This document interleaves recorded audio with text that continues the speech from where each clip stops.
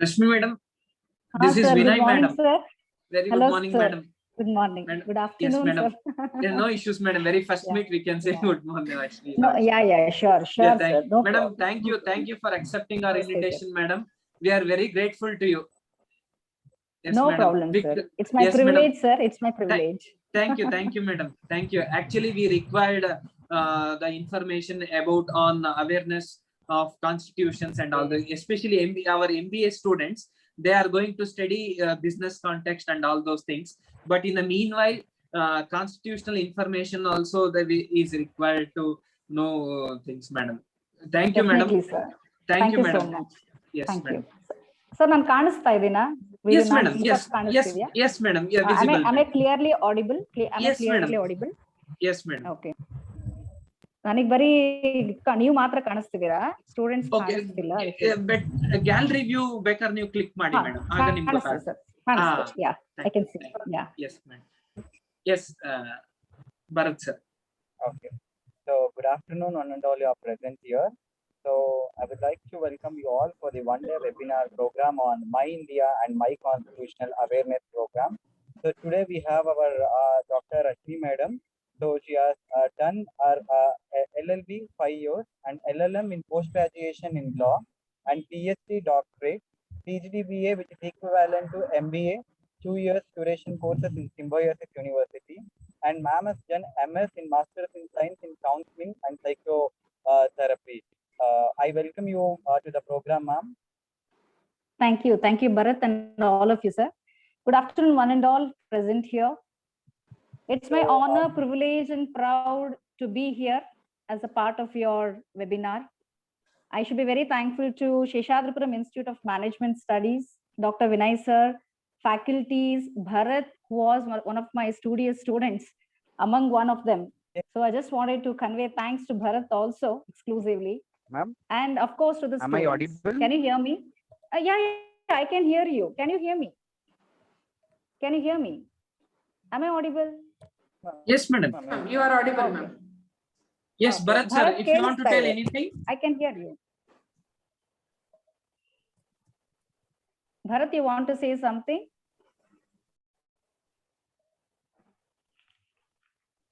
So I can't hear him, sir. Ma'am, you Okay, can madam. continue. You can continue. Yeah, I can. Yeah. All of you, good afternoon, students. The session is for you exclusively. Of course, we being the citizen of India, everybody should know about our country and the constitution, without which we are totally incomplete in this world. Every countries have their own constitutions, maybe written or unwritten. But coming to India exclusively, ours is a written constitution, which we are supposed to know. All of us should know, definitely should know. ಇಲ್ಲಿ ಬರೀ ನಾನು ನೀವು ಅಂತ ಬರೋದಿಲ್ಲ. ಯಾರ್ಯಾರೆಲ್ಲ citizens ಇದ್ದಾರೆ ಇಂಡಿಯಾದಲ್ಲಿ ಪ್ರತಿಯೊಬ್ರು ತಿಳ್ಕೊಳ್ಬೇಕಾಗಿರುವಂತಹ constitution ಇಡೀ ಪ್ರಪಂಚದಲ್ಲೇ ನೀವು ತಗೊಂಡ್ರೆ ಖಂಡಿತವಾಗ್ಲೂ ಕಾನ್ಸ್ಟಿಟ್ಯೂಷನ್ ಇಂಡಿಯನ್ ಕಾನ್ಸ್ಟಿಟ್ಯೂಷನ್ ಅಲ್ಲ ಎಲ್ಲರೂ ಅಪ್ರೈಸ್ ಮಾಡಿದ್ದಾರೆ. Because the drafting part of constitution is so excellently been drafted. It is compared to Bhagavad Gita, Bible and Puran. ಇದನ್ನೆಲ್ಲ ನಾವು ಅರ್ಥ ಮಾಡ್ಕೊಳಕ್ಕೋಸ್ಕರನೇ ಕಾನ್ಸ್ಟಿಟ್ಯೂಷನ್ ಅನ್ನೋದನ್ನ ನಾವು ಖಂಡಿತ ಪ್ರತಿಯೊಬ್ರು ಇಲ್ಲಿ ಅರ್ಥ ಮಾಡ್ಕೊಳ್ಳೇಬೇಕು. ಇಲ್ಲಿ ಅರ್ಥ ಏನ್ ಮಾಡ್ಕೊಳ್ಬೇಕು ಅಂದ್ರೆ, ಡೈರೆಕ್ಟ್ ಆಗಿ ಕಾನ್ಸ್ಟಿಟ್ಯೂಷನ್ ಅನ್ನ ಅರ್ಥ ಮಾಡ್ಕೋಬೇಕು ಅಂದ್ರೆ, ಇಡೀ ಕಾಂಟೆಕ್ಸ್ಟ್ ಅನ್ನ ಅರ್ಥ ಮಾಡ್ಕೊಳ್ಬೇಕು ಅಂದ್ರೆ ಸಾಧ್ಯನೇ, ಇಡೀ ಜನ್ಮನೇ ಸಾಕಾಗಲ್ಲ.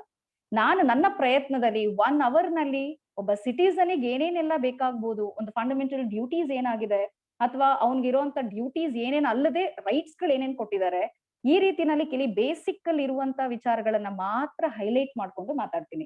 ಇಲ್ಲ ಅಂತ ಹೇಳಿದ್ರೆ ಇಡೀ ಕಾನ್ಸ್ಟಿಟ್ಯೂಷನ್ ಮಾತಾಡ್ಬೇಕು ಅಂದ್ರೆ ಯಾರ ಕೈನಲ್ಲೂ ಸಾಧ್ಯ ಇಲ್ಲ. ಮತ್ತೆ ನಮ್ಮ ಸ್ಟೂಡೆಂಟ್ಸ್ ಗಳಲ್ಲಾಗ್ಲಿ, ನಮ್ಮ ಸಿಟಿಸನ್ಸ್ ಗಳಲ್ಲಿ ಒಂದು ರಾಂಗ್ ಪ್ರಿಸಂಪ್ಷನ್ ಇದೆ. ಕಾನ್ಸ್ಟಿಟ್ಯೂಷನ್ ಅಂತ ಹೇಳಿದ್ರೆ ಬರೀ ಲಾಯರ್ಸ್ಗೆ, ಬರೀ ಪ್ರೊಫೆಷನಲ್ಸ್ ಏನು ಅಡ್ವೊಕೇಟ್ಸ್ ಯಾರಿದ್ದಾರೆ, ಜಡ್ಜ್ ಯಾರಿದ್ದಾರೆ, ಜುಡಿಷಿಯರಿ ಅಂತ ಏನಿದೆ ಅವರಿಗೆ ಮಾತ್ರ ಅಂತ ರಾಂಗ್ ಪ್ರಿಸಂಪ್ಷನ್ಸ್ ಅಲ್ಲಿ ಇದ್ದಾರೆ. ಖಂಡಿತ ಹಾಗಲ್ಲ ಅದು. ಇಂಡಿಯನ್ ಕಾನ್ಸ್ಟಿಟ್ಯೂಷನ್ ಅಲ್ಲಿ ನಾನು ಇಂಡಿಯನ್ ಕಾನ್ಸ್ಟಿಟ್ಯೂಷನ್ ಲಾ ಬಗ್ಗೆ ಮಾತಾಡ್ತಾ ಇಲ್ಲ, ಬರೀ ಇಂಡಿಯನ್ ಕಾನ್ಸ್ಟಿಟ್ಯೂಷನ್ ಬಗ್ಗೆ ಮಾತಾಡ್ತಾ ಇದ್ದೀನಿ. ಇಂಡಿಯನ್ ಕಾನ್ಸ್ಟಿಟ್ಯೂಷನ್ ಅಂತ ಹೇಳಿದ್ರೆ every one as a citizen of India, if you sit, if you stand, if you sleep, everywhere the constitution is applied. ಎಲ್ಲಾ ಕಡೆನೂ ಕಾನ್ಸ್ಟಿಟ್ಯೂಷನ್ ಇದೆ. ಅದನ್ನ ನಾವು ಅದಕ್ಕೆ ಲ್ಯಾಂಡ್ ಆಫ್ ದ ಕಂಟ್ರಿ ಅಂತ ಕರಿತೀವಿ, ಅಥವಾ ಏನ್ ಹೇಳ್ತೀವಿ ಏನು land loss of the country ಅಂತ ಕರಿತೀವಿ. ಲ್ಯಾಂಡ್ ಲಾ ಅಂತ ಹೇಳಿದ್ರೆ ಏನು, ಪ್ರತಿಯೊಬ್ಬರಿಗೂ ಲಾ ಅಂತ ಮಿಸ್ಟೇಕ್ ಮಾಡ್ಕೋಬೇಡಿ. ಲಾ ಅಂತ ಹೇಳಿದ್ರೆ ನಾವು ದಿನನಿತ್ಯದಲ್ಲಿ ಏನೇನೆಲ್ಲ ಬಳಸ್ಕೋತೀವಿ, ಮತ್ತೊಬ್ರಿಗೆ ತೊಂದರೆ ಮಾಡಬಾರ್ದು, ನಾನು ಚೆನ್ನಾಗಿರ್ಬೇಕು ನೀನು ಚೆನ್ನಾಗಿರು ಅನ್ನೋ ಕಾನ್ಸೆಪ್ಟ್ಸ್ ಎಲ್ಲ ಏನ್ ಮಾತಾಡ್ತೀವಲ್ಲ, ಅದನ್ನ ಅರ್ಥ ಮಾಡ್ಕೋಬೇಕು ಅಂತ ಹೇಳಿದ್ರೆ ಕಾನ್ಸ್ಟಿಟ್ಯೂಷನ್ ಅಲ್ಲಿ ಮಾತ್ರ ಅರ್ಥ ಮಾಡ್ಕೊಳ್ಳೋಕೆ ಸಾಧ್ಯ. ಏನೇ ಪ್ರಾಬ್ಲಮ್ಸ್ ಇರ್ಲಿ, ಇಂಡಿಯಾದಲ್ಲಿ ಬರುವಂತ ಸಣ್ಣ ಸಣ್ಣ ಪುಟ್ಟ ಪ್ರಾಬ್ಲಮ್, ಒಬ್ಬ ಪ್ರೈವೇಟ್ ಇಂಡಿವಿಜುವಲ್ ಆಗಿರ್ಬೋದು ಅಥವಾ ಒಂದು ಸ್ಟೇಟ್ ಅಂತ ನೀವೇನ್ ಮಾತಾಡ್ತೀರಾ, ಯಾರಿಗೆ ಯಾವ ತರ ಪ್ರಾಬ್ಲಮ್ಸ್ ಬಂದ್ರು ಕೂಡ ಕಾನ್ಸ್ಟಿಟ್ಯೂಷನ್ ಅಲ್ಲಿ ಆನ್ಸರ್ ಇದೆ ಅದಕ್ಕೆ. ಅದಕ್ಕೋಸ್ಕರನೇ ಅದನ್ನ ಭಗವದ್ಗೀತೆ, ಕುರಾನ್ ಅಥವಾ ಈ ಬೈಬಲ್ಗೆ ನಾವು ಕಂಪ್ಯಾರಿಸನ್ ಅನ್ನ ಮಾಡ್ತೀವಿ. ಎಲ್ಲ ಒಂದೇ ತರ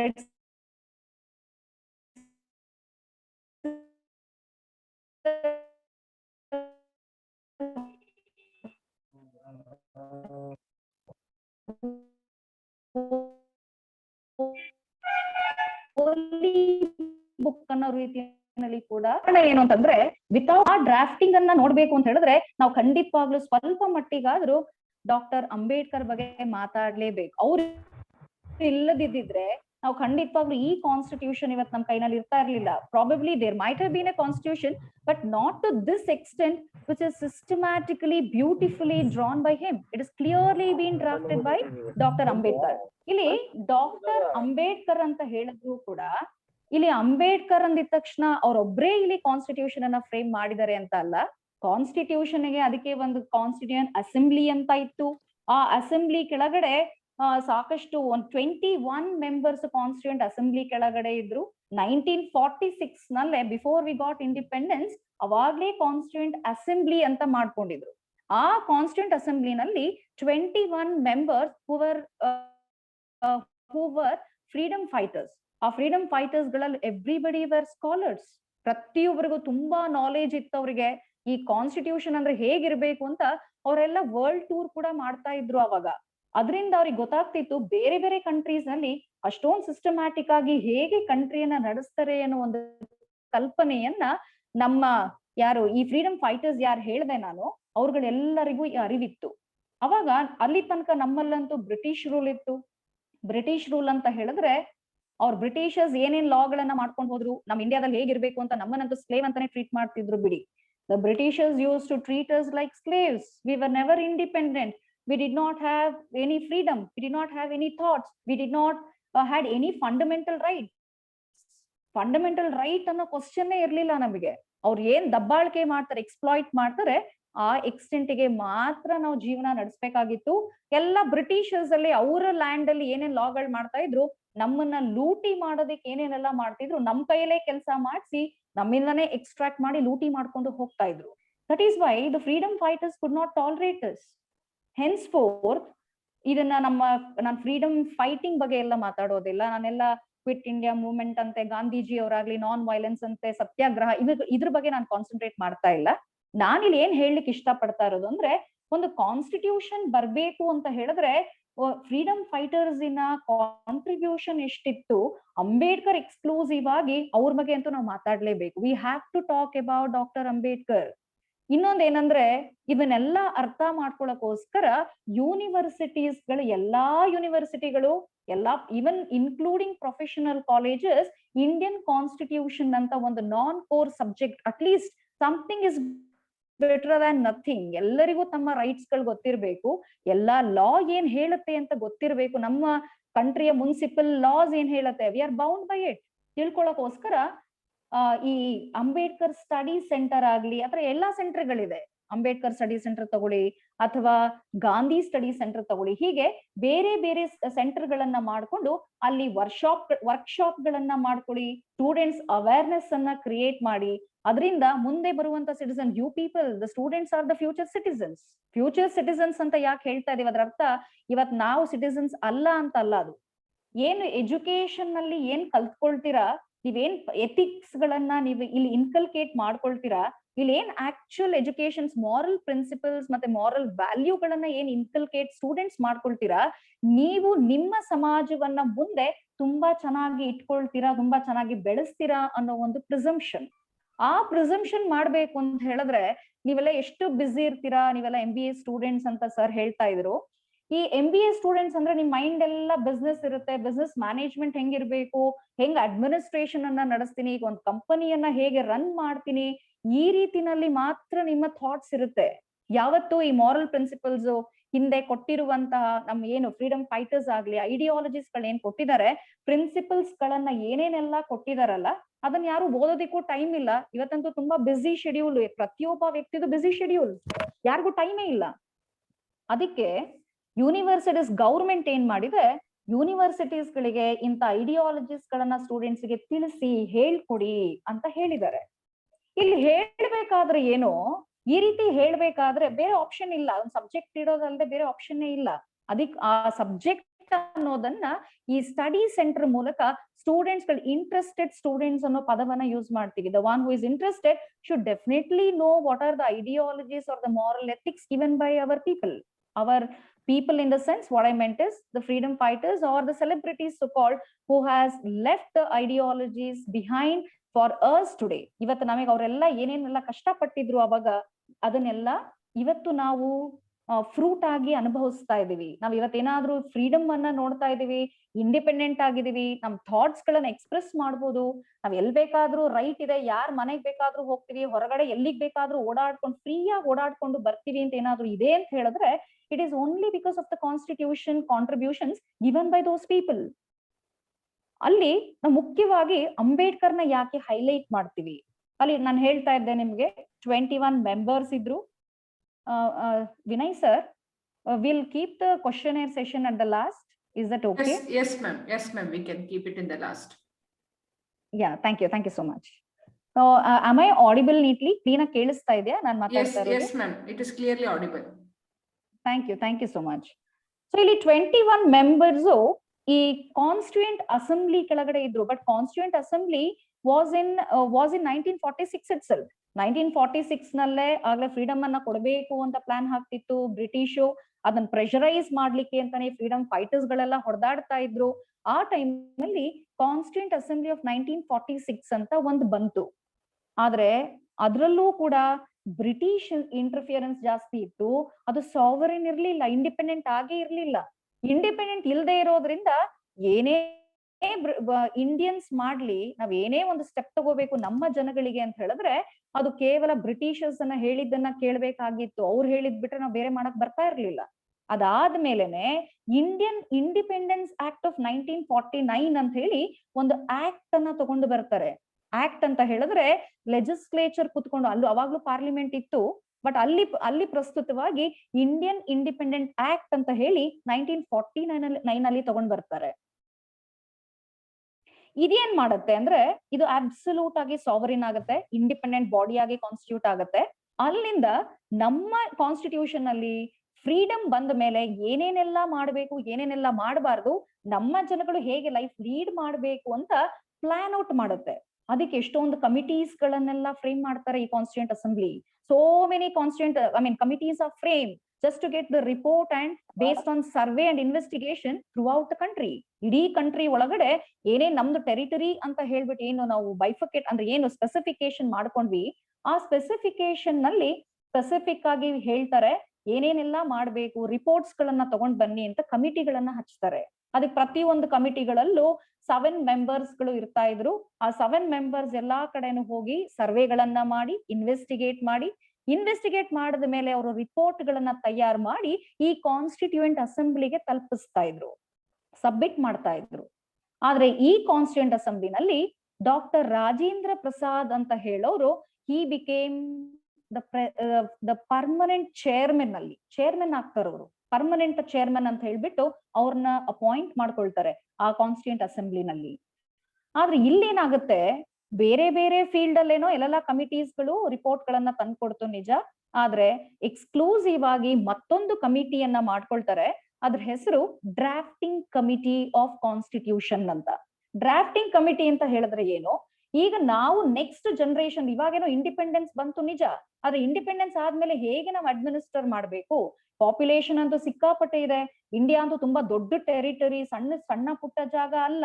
ಆ ಇಡೀ ಇಷ್ಟು ಜನಗಳನ್ನ ಹೇಗೆ ಕಂಟ್ರೋಲ್ ಮಾಡೋದು, ಹೇಗೆ ಸಿಸ್ಟಮ್ ಆಗಿ ನಡೆಸೋದು ಅಂತ ಹೇಳ್ಬಿಟ್ಟು ಈ ಡ್ರಾಫ್ಟಿಂಗ್ ಕಮಿಟಿಯನ್ನ ರಚನೆ ಮಾಡ್ತಾರೆ. But that consist of 7 members.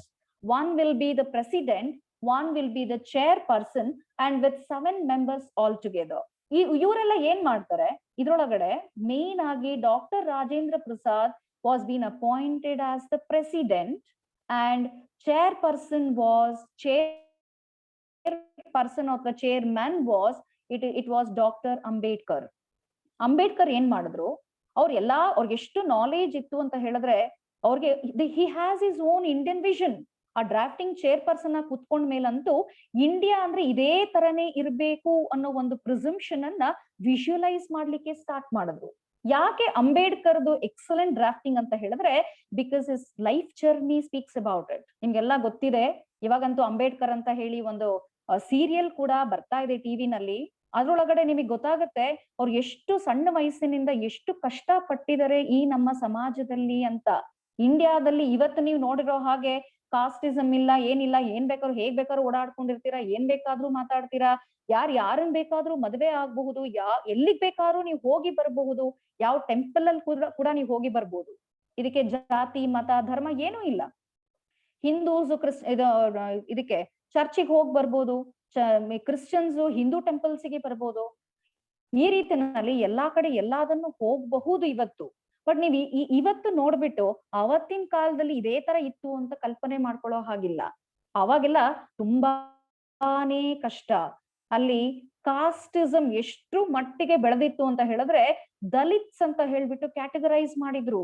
ಅದನ್ನ ನೀವು ವರ್ಣ ಸಿಸ್ಟಮ್ ಅಲ್ಲಿ ನೋಡಿದ್ರೆ ಶೂದ್ರಾಸ್ ಅಂತ ನೀವೇನ್ ಮಾತಾಡ್ತೀರಾ ಅಥವಾ ಎಲ್ಲಿ ನೀವು ಈ ಹಳೆ ಕಾನ್ಸೆಪ್ಟ್ಸ್ ಹಿಸ್ಟ್ರಿನಲ್ಲಿ ಓದ್ಕೊಂಡು ಬರ್ತೀರಾ, ಅವ್ರನ್ನ ದಲಿತ್ ಅಂತ ಹೇಳಿ ಕರಿತಾ ಇದ್ರು. ಅವರ ಕಂಡೀಷನ್ ಎಷ್ಟು ಪ್ರಾಬ್ಲಮ್ ಇತ್ತು ಸೊಸೈಟಿನಲ್ಲಿ ಅಂತ ಹೇಳಿದ್ರೆ they were called as untouchables totally. ಆ ಅನ್ಟಚಬಿಲಿಟಿ ಅಂದ್ರೆ ಯಾವ ಮಟ್ಟಿಗಿತ್ತು ಅಂತಂದ್ರೆ ಯಾರ್ಯಾರುನು ಹತ್ರ ಸೇರಿಸ್ತಾ ಇಲ್ಲ. ಶ್ಯಾಡೋ ಕೂಡ, ಅವ್ರ ನೆರಳು ಕೂಡ ಈ ದೊಡ್ಡ ಜನ ಅಥವಾ ಹೈ ಕ್ಲಾಸ್ ಸೊಸೈಟಿ ಅಂತ ಏನ್ ಕರೀತೀರಾ ಅಂತವ್ರ ನೆರಳು ಕೂಡ ಬೀಳೋ ಹಾಗಿರ್ಲಿಲ್ಲ. ತುಂಬಾ ಎಕ್ಸ್ಪ್ಲಾಯ್ಟ್ ಮಾಡೋರು. ಅವರೆಲ್ಲ ಬರೀ ಲೇಬರ್ ಕ್ಯಾಟಗರೀಸ್ ಅಂತ ಮಾಡ್ಕೊಂಡಿದ್ರು ಅವ್ರನ್ನ. ಊರಲ್ಲಿರುವ ಬಾವಿಲಿ ನೀರ್ ಸೇದೋ ಹಾಗಿರ್ಲಿಲ್ಲ. ಅವರು ಇರೋ ಪಾಂಡ್ ಅಲ್ಲಿ ನೀರ್ ಕೂಡ ಯಾರು ಎತ್ಕೊಳ್ಳೋ ಹಾಗಿರ್ಲಿಲ್ಲ. ಆ ರೀತಿಯ ಕಷ್ಟಗಳನ್ನ ಅನುಭವಿಸ್ತಾ ಇದ್ರು. ಊರಿಂದ ಎಷ್ಟೋ ದೂರದ ಆಚೆನಲ್ಲಿ ಅವ್ರ ಕಮ್ಯುನಿಟಿ ಗುಡಿಸ್ಲುಗಳನ್ನ ಹಾಕೊಂಡು ಜೀವನ ನಡೆಸ್ಬೇಕಾಗಿತ್ತು. ಅಂದ್ರೆ ಒಳಗಡೆನೆ ಬಿಡ್ಕೊಂತಿರ್ಲಿಲ್ಲ. ಅಂತ ಸಿಚುಯೇಷನ್ ಅಲ್ಲೂ ಕೂಡ ಈ ಬಾಬಾ ಸಾಹೇಬ್ ಅಂಬೇಡ್ಕರ್ ಏನಿದ್ರು, ಅವ್ರ ಸಣ್ಣ ಹುಡುಗನಿಂದ ಅವ್ರಿಗೇನೋ ಒಂದು ಒಳಗಿಂದ ಕಿಚ್ಚು. ಅವ್ರಿಗೇನ್ ಅನಿಸ್ತಿತ್ತು, ಯಾಕೆ ಈ ತರ ಎಲ್ಲ ಮಾಡ್ಕೊಳ್ತಾರೆ, ಯಾಕೆ ಸಮಾಜದಲ್ಲಿ ನಮ್ಮನ್ನೆಲ್ಲ ಇಷ್ಟು ಕೀಳಾಗಿ ನೋಡ್ತಾರೆ, ನಾವು ಮನುಷ್ಯರೇ ಅವರು ಮನುಷ್ಯರೇ, ಅಂತ ವ್ಯತ್ಯಾಸ ಏನಿದೆ ಅನ್ನೋದನ್ನ ಚಿಂತನೆ ಮಾಡ್ಲಿಕ್ಕೆ ಸಣ್ಣ ಮಗು ಇದ್ದಾಗಿಂದನೇ ಆ ಫೀಲಿಂಗ್ಸ್ ಬರ್ಲಿಕ್ಕೆ ಸ್ಟಾರ್ಟ್ ಆಗ್ಬಿಟ್ಟಿತ್ತು ಅವ್ರಿಗೆ. ಆದ್ರೂ ಒಂದೇನಂದ್ರೆ ಆ ಮಕ್ಳುಗಳಿಗೆ ಈ ದಲಿತ್ ಅನ್ನೋ ಕ್ಯಾಟಗರಿ ಏನಿದೆ ಅವ್ರಿಗೆ ಯಾವ ಎಜುಕೇಶನ್ಸ್ ಕೂಡ ಕೊಡೋ ಹಾಗೆ ಇರ್ಲಿಲ್ಲ. There was no right for anybody to take the education. They were totally ruled out. ಸೊಸೈಟಿಯಿಂದ ಕಂಪ್ಲೀಟ್ ಆಗಿ ಹೊರಗಡೆ ಇಟ್ಬಿಟ್ಟಿದ್ರು. ಆದ್ರೂ ಅಂಬೇಡ್ಕರ್ ಏನ್ ಮಾಡೋರು, ಸ್ಕೂಲಿನ ಸ್ವಲ್ಪ ದೂರದಲ್ಲಿ ಕಿಟಕಿಯ ಮೂಲಕ ಆ ಗುರುಗಳು ಹೇಳ್ಕೊಡೋದನ್ನ ಕೇಳಿಸ್ಕೊಳ್ತಿದ್ರು. ಅದನ್ನ ಬರೀ ಶ್ರವಣ ಜ್ಞಾನ ಮಾಡ್ತಾ ಇದ್ರು. ಅವ್ರು ಬರೀಲಿಕ್ಕೂ ಏನು ಇರ್ತಾ ಇರ್ಲಿಲ್ಲ. ಅಲ್ಲೇ ಕೂತ್ಕೊಂಡು ಮರಳು ಮೇಲೆ ಅಥವಾ ಈ ಮಡ್ ಮೇಲೆ ಬರಿತಾ ಇದ್ರು. ಏನು ಅಂತ ಬೋರ್ಡ್ ಮೇಲೆ ಕಾಣಿಸೋದು ಅಥವಾ ಏನ್ ಹೇಳ್ತಾ ಇದ್ರು ಅದನ್ನ ತಿದ್ಕೊಂಡು ತಾವು ಅಲ್ಲಿ ಹೊರಗಡೆ ಕೂತ್ಕೊಂಡು ಈ ಮಣ್ಣಿನ ಮೇಲೆ ಬರಿತಾ ಇದ್ರು ಅವರು. ಆ ರೀತಿನಲ್ಲಿ ಕಲ್ತ್ಕೊಳ್ತಾ ಅವ್ರಿಗೆ ರಿಯಲೈಸ್ ಆಯ್ತು ನಮ್ಮ ಭಾರತ ಹೇಗಿರ್ಬೇಕು, ಎಲ್ಲದನ್ನು ಏನಿದೆ ಇನ್ ಸೋಷಿಯಲ್ ಇನ್ಈಕ್ವಲ್ ಅಂತ ಏನ್ ಕರಿತೀರಾ, ಈ ಜಸ್ಟಿಸ್ ಏನೇನ್ಗಳಿಲ್ಲ, ಎಷ್ಟು ಇನ್ಈಕ್ವಲ್ ಟ್ರೀಟ್ಮೆಂಟ್ಸ್ ಯಾವ್ಯಾವ್ದ್ರೊಳಗೆಲ್ಲ ನಡೀತಾ ಇದೆ, ಪ್ರತಿ ಒಂದನ್ನು ಇರಾಡಿಕೇಟ್ ಮಾಡಿ ಹೊಸದಾಗಿ ಒಂದು ಕಾನ್ಸೆಪ್ಟ್ ಅನ್ನ ತರಬೇಕು. ನಮ್ಮ India should be a welfare state ಅನ್ನೋ ಒಂದು ವಿಷನ್ ಅನ್ನ ತಗೊಂಡ್ ಬಂದ್ರು. There we call it as, we are proud to say we are Indians today. It's only because of the contribution of Ambedkar in this extent where he started eradicating the social unequal justice whatever he came across in the society.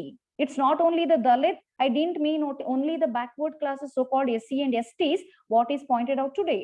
ಇವತ್ತು ನಾವೇನ್ SC ST ಅಂತ ನಾವೇನ್ ಹೇಳ್ತಾ ಇದೀವಿ ಆ ಕ್ಯಾಟಗರಿಗೆ ಮಾತ್ರ ನಾನ್ ಮಾತಾಡ್ತಾ ಇಲ್ಲ. ಇನ್ನೀಕ್ವಲ್ ಸೋಷಿಯಲ್ ಜಸ್ಟಿಸ್ ಅಂದ್ರೆ ಅಲ್ಲಿ ಬರುವಂತ ಹೆಣ್ಣು ಮಕ್ಕಳ ಶೋಷಣೆಗಳನ್ನ, ವುಮನ್ ಗಳನ್ನ ಇನ್ನೀಕ್ವಲ್ ಆಗಿ ಟ್ರೀಟ್ ಮಾಡೋದು, ಅವ್ರ ಬಗ್ಗೆ ತುಳಿಯುವಂತ ವಿಚಾರಗಳು ಏನೇನೆಲ್ಲಾ ಬರುತ್ತೆ ಪ್ರತಿ ಒಂದನ್ನು ಸೂಕ್ಷ್ಮವಾಗಿ ಗಮನಿಸಿದ ಅಂಬೇಡ್ಕರ್ ನಮಗೆ ಈ ಕಾನ್ಸ್ಟಿಟ್ಯೂಷನಲ್ಲಿ ಲಾ ಅಂತ ತಗೊಂಡ್ ಬಂದ್ರು. ಇದೆಲ್ಲ ಆಗ್ಲಿಕ್ಕೆ ಸಾಧ್ಯ ಆಗಿದ್ದು ಆ ಡ್ರಾಫ್ಟಿಂಗ್ ಪರ್ಸನ್ ಆಗಿ ಕೂಡ್ಸಿರೋದ್ರಿಂದ ಮಾತ್ರ ಅಂತ ನಾವು ಒಂದ್ ಕಡೆ ಹೇಳ್ಬೋದು.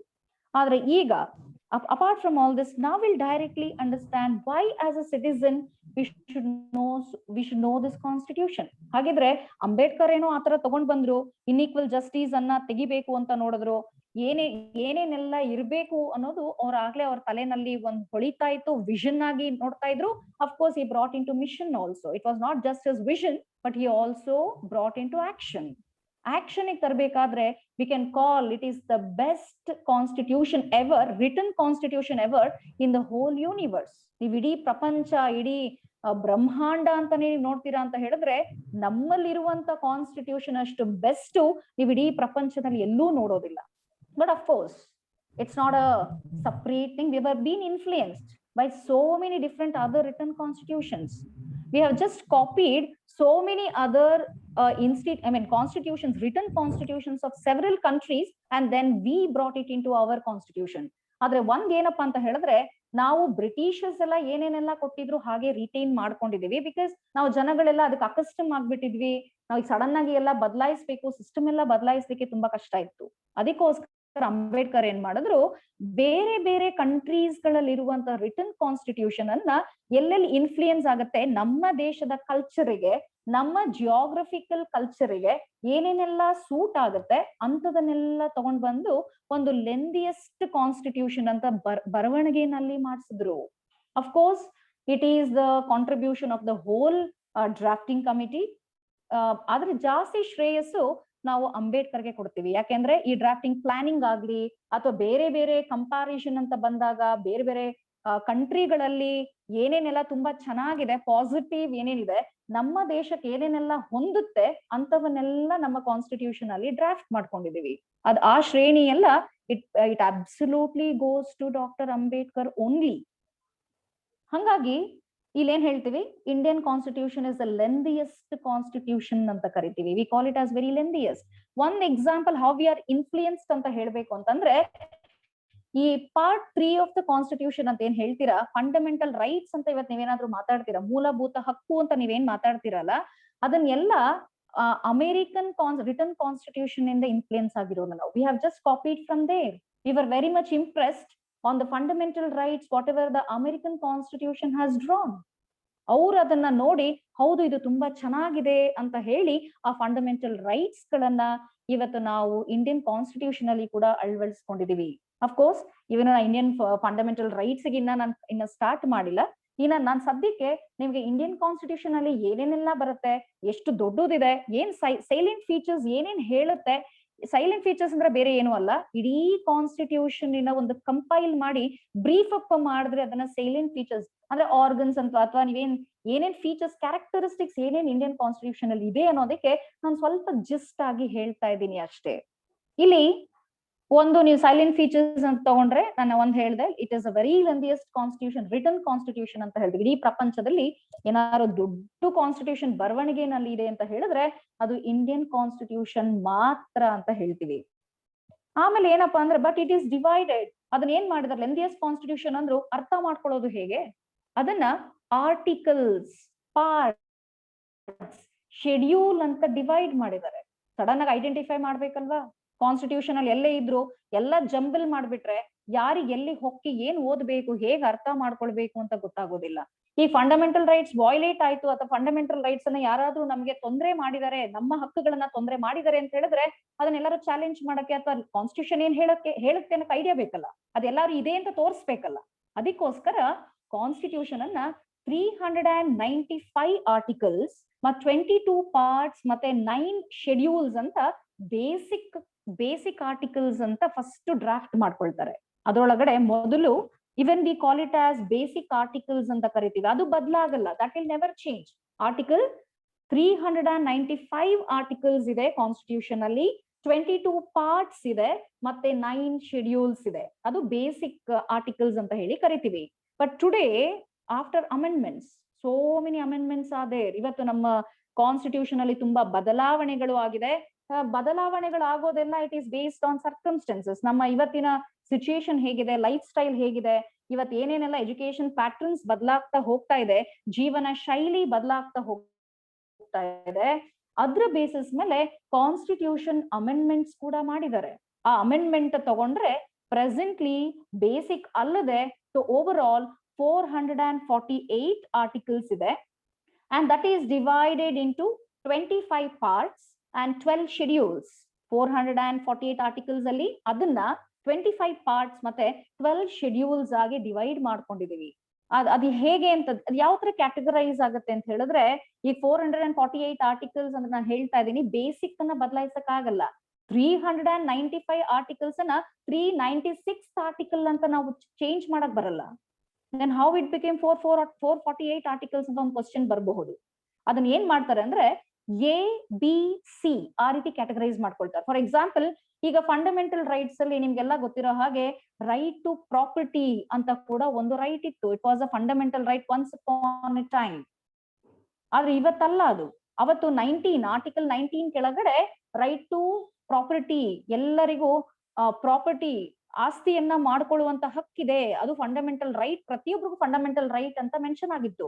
ಅದನ್ನ ತೆಗೆದ್ಬಿಟ್ರು, ಅಮೆಂಡ್ ಮಾಡಿ ಅದನ್ನ ತೆಗೆದು ಹಾಕಿ article 300A, capital letter A, ಅದು 300 ಕೆಳಗಡೆ ಅದನ್ನ ಸೇರಿಸಿದ್ದಾರೆ. It is a constitutional right, it is not a fundamental right today. ಅಲ್ಲಿಗೆ ಏನಾಯ್ತು, ಆರ್ಟಿಕಲ್ 300 ಆಗ್ಲೇ ಇದೆ, ಅದನ್ನ ಒಂದು ಆಡ್ ಮಾಡಿದ್ರು, ಅದು 300A ಅಂತ. ಅಲ್ಲಿ ಈ ರೈಟ್ ಟು ಪ್ರಾಪರ್ಟಿ ಅನ್ನೋದನ್ನ ಅಲ್ಲಿ ಸೇರಿಸ್ಕೊಂಡ್ರು. ಈ ರೀತಿನಲ್ಲಿ 395 ಆರ್ಟಿಕಲ್ ಬದಲಾಗಲ್ಲ, that will never change. But ಅದಕ್ಕೆ ಆಡ್ ಆನ್ ಆಗ್ಬೇಕು ಅಂದ್ರೆ ಎ ಬಿ ಸಿ ಅಂತ ಆಡ್ ಆನ್ ಆಗ್ತಾ ಹೋಗುತ್ತೆ. ಈ ರೀತಿನಲ್ಲಿ ಇವತ್ತು ನೀವು ನೋಡ್ತೀರಾ ಅಂತ ಹೇಳಿದ್ರೆ 448 ಆರ್ಟಿಕಲ್ಸ್ ಆಲ್ ಟುಗೆದರ್ ಇದೆ.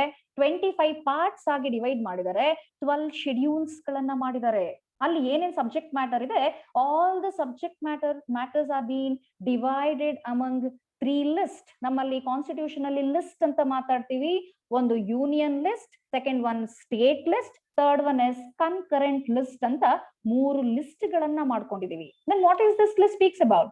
ನಾನು ಇದ್ರ ಬಗ್ಗೆನೇ ಮಾತಾಡ್ತಾ ಇರೋದು. ಆರ್ಟಿಕಲ್ಸ್, ಪಾರ್ಟ್ಸ್, ಶೆಡ್ಯೂಲ್ಸ್ ಏನಾದ್ರು ನೋಡ್ತೀರಾ ಅಂದ್ರೆ ಅಲ್ಲಿ ನೀಟ್ ಆಗಿ ಡಿಸೈಡ್ ಹೇಳಿರ್ತಾರೆ ಯಾವ ಸಬ್ಜೆಕ್ಟ್ ಮ್ಯಾಟರ್ ಗಳನ್ನ ಯಾರ್ಯಾರು ಎನ್ಕರೇಜ್ ಮಾಡಿ ಯಾರ್ಯಾರು ಆ ಸಬ್ಜೆಕ್ಟ್ ಮ್ಯಾಟರ್ ಅನ್ನ ಡೀಲ್ ಮಾಡಬಹುದು ಅಂತ. Then what is that list? ಆ ಲಿಸ್ಟ್ ಅಲ್ಲಿ union list, state list, concurrent list ಅಲ್ಲಿ ಯೂನಿಯನ್ ಲಿಸ್ಟ್ ಕೆಲವೊಂದು ಸಬ್ಜೆಕ್ಟ್ ಮ್ಯಾಟರ್ ಸ್ಪೆಸಿಫಿಕ್ ಆಗಿ ಮೆನ್ಷನ್. ಫಾರ್ ಎಕ್ಸಾಂಪಲ್, ರೈಲ್ವೇಸ್ ಅಂತ ತಗೊಳ್ಳಿ. Railways is a subject matter of central government. Union means central government. Central government ಮಾತ್ರ ಅದ್ರ ಮೇಲೆ ಲಾಗಳನ್ನ ಮಾಡಬಹುದು. ಅದೇ ತರ when you take education falls under concurrent list. Education ನಲ್ಲಿ ಸೆಂಟ್ರಲ್ ಗವರ್ಮೆಂಟ್ ಲಾಗಳನ್ನ ಮಾಡಬಹುದು, ಸ್ಟೇಟ್ ಗವರ್ಮೆಂಟ್ ಅದ್ರ ಮೇಲೆ ಲಾಗಳನ್ನ ಮಾಡಬಹುದು. ಏನ್ ಹಂಗಂದ್ರೆ ಯಾವ ತರ ಎಜುಕೇಶನ್ ಅಂದ್ರೆ, ಈಗ ನೀವು ಬರೀ ಒಂದು PUC ಅಥವಾ ಸ್ಕೂಲಿಂಗ್ಸ್ ಅಂತ ಚೆಕ್ ಮಾಡ್ಕೊಂಡು ನೋಡಿ, ಅದು ICSE, CBSE, ಸ್ಟೇಟ್ ಅಂತ 3 ಡಿವಿಷನ್ ಆಗುತ್ತೆ. ICSE ಮತ್ತೆ CBSE ಅಂತ ಬಂದಾಗ ಅದು ಸೆಂಟ್ರಲ್ ಬೋರ್ಡ್ಸ್ ಹೋಗುತ್ತೆ. ಸೆಂಟ್ರಲ್ ಬೋರ್ಡ್ ಅಂದ್ರೆ ಯೂನಿಯನ್ ಲೆಸ್, ಅದಕ್ಕೆ ಏನೇ ಸಂಬಂಧಪಟ್ಟಿರುವಂತ ICSE ಬೋರ್ಡ್ಸ್ ಏನಿದೆ ಅದಕ್ಕೆ ಸಿಲೆಬಸ್ ಗಳೇನಿರ್ಬೋದು, ಎಕ್ಸಾಮಿನೇಷನ್ ಗಳೇನಿರ್ಬೋದು, ಅದೆಲ್ಲ ಸೆಂಟ್ರಲ್ ಗವರ್ಮೆಂಟ್ ಇನಿಷಿಯೇಟಿವ್ ತಗೊಳುತ್ತೆ. ಅವ್ರು ಮಾತ್ರ ಅದ್ರ ಮೇಲೆ ಲಾಗಳನ್ನ ಮಾಡ್ಲಿಕ್ಕೆ ಸಾಧ್ಯ. ಬಟ್ ಸ್ಟೇಟ್ ಬೋರ್ಡ್ಸ್ ಅಂತ ಮಾತಾಡಿದ್ವಲ್ಲ, that is education where only state government may make laws upon it. Central government ಅದಕ್ಕೆ ತಲೆ ಹಾಕೋ ಹಾಗಿಲ್ಲ. So clearly demarcations of the subject matter is dealt under, given under list. Union government ನೀನು ಇಂಥ subject ಗಳಿಗೆ ಮಾಡಪ್ಪ, ನೀನು ಇಂಥ ಲಾಗಳನ್ನ ನೋಡ್ಕೋ ಅಂತ ಹೇಳುತ್ತೆ.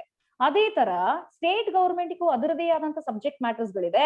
ಆ ಸಬ್ಜೆಕ್ಟ್ ಮ್ಯಾಟರ್ ಏನೇನ್ ಬರುತ್ತೆ ಅದನ್ನೆಲ್ಲ ಸ್ಟೇಟ್ ಗವರ್ಮೆಂಟ್ ಮಾತ್ರ ಲಾಗಳನ್ನ ಮಾಡ್ಬೋದು, ಸೆಂಟ್ರಲ್ ಗವರ್ಮೆಂಟ್ ತಲೆ ಹಾಕೋ ಹಾಗಿಲ್ಲ. ಬಟ್ ಕನ್ಕರೆಂಟ್ ಲಿಸ್ಟ್ ಅಂತ ಹೇಳಿದ್ರೆ ಸೆಂಟ್ರಲ್ ಗವರ್ಮೆಂಟ್ ಲಾಗಳನ್ನ ಮಾಡ್ಬೋದು, ಸ್ಟೇಟ್ ಗವರ್ಮೆಂಟ್ ಲಾಗಳನ್ನ ಮಾಡ್ಬೋದು. ಆ ಬೇಸಿಸ್ ಮೇಲೆ ಸಬ್ಜೆಕ್ಟ್ ಮ್ಯಾಟರ್ ಗಳನ್ನ ಮೆನ್ಷನ್ ಮಾಡ್ಕೊಂಡು ಈ ಲಿಸ್ಟ್ ಗಳಲ್ಲಿ ಡಿವೈಡ್ ಮಾಡಿ ಹೇಳಿದ್ದಾರೆ. ಆ ಬೇಸಿಸ್ ಮೇಲೆ ಈ 448 ಆರ್ಟಿಕಲ್ಸ್ ಬೇರೆ ಬೇರೆ ಸಬ್ಜೆಕ್ಟ್ ಮ್ಯಾಟರ್ ಗಳನ್ನ ನೀಟ್ ಆಗಿ ವರ್ಣಿಸುತ್ತೆ, ಎಕ್ಸ್ಪ್ಲೈನ್ ಮಾಡುತ್ತೆ ಏನೇನಿದೆ ಏನೇನಿಲ್ಲ ಅಂತ. ಇಷ್ಟೆಲ್ಲಾ ಮಾತಾಡಿದ್ವಿ. ಕಾನ್ಸ್ಟಿಟ್ಯೂಷನ್ ಅಂದ್ರೆ ಏನು ಅಂತ ಎಕ್ಸಾಕ್ಟ್ ಆಗಿ ನಾನು ಹೇಳಲೇ ಇಲ್ಲ. ಕಾನ್ಸ್ಟಿಟ್ಯೂಷನ್ ಅಂದ್ರೆ ಏನು? It is a document, it is in the form of a document. ಅದನ್ನ ಹೋಲಿ ಡಾಕ್ಯುಮೆಂಟ್ ಅಂತ ಕರಿತೀವಿ. ಏನ್ ಆಕ್ಚುಲಿ ಹೇಳುತ್ತೆ ಕಾನ್ಸ್ಟಿಟ್ಯೂಷನ್? ಅಲ್ಲಿ we are so many people, ನಾವ್ ಎಷ್ಟು ಪಾಪ್ಯುಲೇಷನ್ ಎಷ್ಟಿದೀವಿ ನಾವೆಲ್ಲ we say on one side it is democracy, we are in democratic country, our country is a democratic country ಅಂತ ಮಾತಾಡ್ತೀವಿ. ಇದನ್ನ ಮಾತಾಡ್ಬೇಕು ಅಂತಂದ್ರೆ ಮತ್ತೆ ನಾವು ಸ್ವಲ್ಪ ಮಟ್ಟಿಗೆ ಅಂಬೇಡ್ಕರ್ ವಿಷನ್ ಅನ್ನ ಮಾತಾಡ್ಬೇಕಾಗತ್ತೆ. ಅಂಬೇಡ್ಕರ್ ವಿಷನ್ ಇಂಡಿಯಾದಲ್ಲಿ ವೆಲ್ಫೇರ್ ಸ್ಟೇಟ್ ಆಗಿ ನಮ್ ಇಂಡಿಯಾ ಕನ್ವರ್ಟ್ ಆಗ್ಬೇಕು ಅಂತ ಅವರ ವಿಷನ್ ಇತ್ತು. ಹಾಗಿದ್ರೆ ವಾಟ್ ಈಸ್ ವೆಲ್ಫೇರ್ ಸ್ಟೇಟ್? ನಾವು ಈಗ ಒಂದ್ ಸ್ವಲ್ಪ ಪ್ರಿಯಾಂಬಲ್ ಬಗ್ಗೆ ಮಾತಾಡ್ತೀನಿ, ಆಮೇಲೆ ನೆಕ್ಸ್ಟ್ ನಾವು ಸಿಟಿಸನ್ ಮತ್ತೆ ಫಂಡಮೆಂಟಲ್ ರೈಟ್ಸ್ ಹೋಗ್ಬಿಡೋಣ. ಯಾಕಂದ್ರೆ ನಾನು another half an hour I have to speak lot many things in it. So ಜಾಸ್ತಿ ಇಲ್ಲಿ ಕಾನ್ಸಂಟ್ರೇಟ್ ಮಾಡೋದ್ ಬದಲು ಒಬ್ಬ ಸಿಟಿಸನ್ ಆಗಿ ನಿಮ್ಮ ಹಕ್ಕುಗಳೇನಿದೆ, ನಮ್ಮೆಲ್ಲರ ಹಕ್ಕುಗಳು, ನಮ್ಮೆಲ್ಲರ ಡ್ಯೂಟೀಸ್ ಏನೇನಿದೆ ಅಂತ ಸ್ವಲ್ಪ ಅಲ್ಲಿ ಫೋಕಸ್ ಮಾಡೋಣ.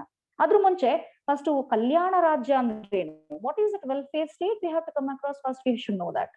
ಏನು ವೆಲ್ಫೇರ್ ಸ್ಟೇಟ್ ಅಂದ್ರೆ, ಮೊದ್ಲೆಲ್ಲ ಲೈಸ್ ಫೇರಿ ಪಾಲಿಸೀಸ್ ಅಥವಾ ಪೊಲೀಸ್ ಸ್ಟೇಟ್ ಅಂತ ಕರಿತಾ ಇದ್ರು.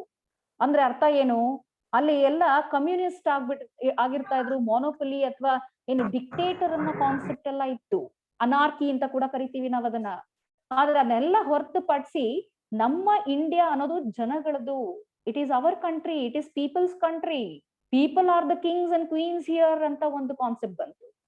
ಹಂಗಾಗಿ ಪ್ರಿಯಾಂಬಲ್ ನಲ್ಲಿ ಮೇನ್ ಆಗಿ ವೆಲ್ಫೇರ್ ಸ್ಟೇಟ್ ಆಗಿ ಕಾನ್ಸ್ಟಿಟ್ಯೂಟ್ ಆಗ್ಬೇಕು ಅಂದ್ರೆ main 5 individual points were include ಮಾಡಿದ್ರು. We the people of India solemnly resolve to constitute India ಅಂತ ಹೇಳ್ತಾರೆ. ಅಂದ್ರೆ ನಾವೇ ಇಂಡಿಯನ್ಸ್ ಗಳು ನಮಿಗಾಗಿ ಈ ಕಾನ್ಸ್ಟಿಟ್ಯೂಷನ್ ಅನ್ನ ತಗೊಂಡ್ ಬಂದಿದೀವಿ ಅಂತ ಹೇಳ್ತೀವಲ್ಲಿ. ಹಾಗಿದ್ರೆ ಏನದು ಮೇನ್ 5 ಪಾಯಿಂಟ್ಸ್? ಇಂಡಿಯನ್ ಕಾನ್ಸ್ಟಿಟ್ಯೂಷನ್ ಏನಾದ್ರು ನಾವು ನಮ್ದು ಅಂತ ಹೇಳ್ತೀವಿ ಅಂತಂದ್ರೆ ಆ main basic structure of the constitution ಅಂತ ಕರಿತೀವಿ. ಆ 5 ಪಾಯಿಂಟ್ಸ್ ಇದ್ರೇನೆ ಮುಂದೆ ಕಾನ್ಸ್ಟಿಟ್ಯೂಷನ್ ನಮ್ದು ಅಂತ ನಾವು ಹೇಳ್ಬಹುದು. ಅದನ್ನೇ ಅಂಬೇಡ್ಕರ್ ಕೂಡ ಹೇಳಿರೋದು. ಹಾಗಿದ್ರೆ ಏನೇನದು? You might have heard the word socialist ಅಂತ ಕೇಳಿ. ಫಸ್ಟ್ ಸಾವರಿನ್ ಅನ್ನೋ ಪದ ಬರುತ್ತೆ. Sovereign, socialist, secular, democratic, republic. ಈ 5 ವರ್ಡ್ಸ್ ಗಳನ್ನ ನಾವು ಇಲ್ಲಿ ಇಟ್ಕೊಂಡು ಇಡೀ ಕಾನ್ಸ್ಟಿಟ್ಯೂಷನ್ ಅನ್ನ ವೆಲ್ಫೇರ್ ಸ್ಟೇಟ್ ಕಡೆ ಪ್ರಮೋಟ್ ಮಾಡ್ತೀವಿ ಅಂತ ಹೇಳ್ತೀವಿ.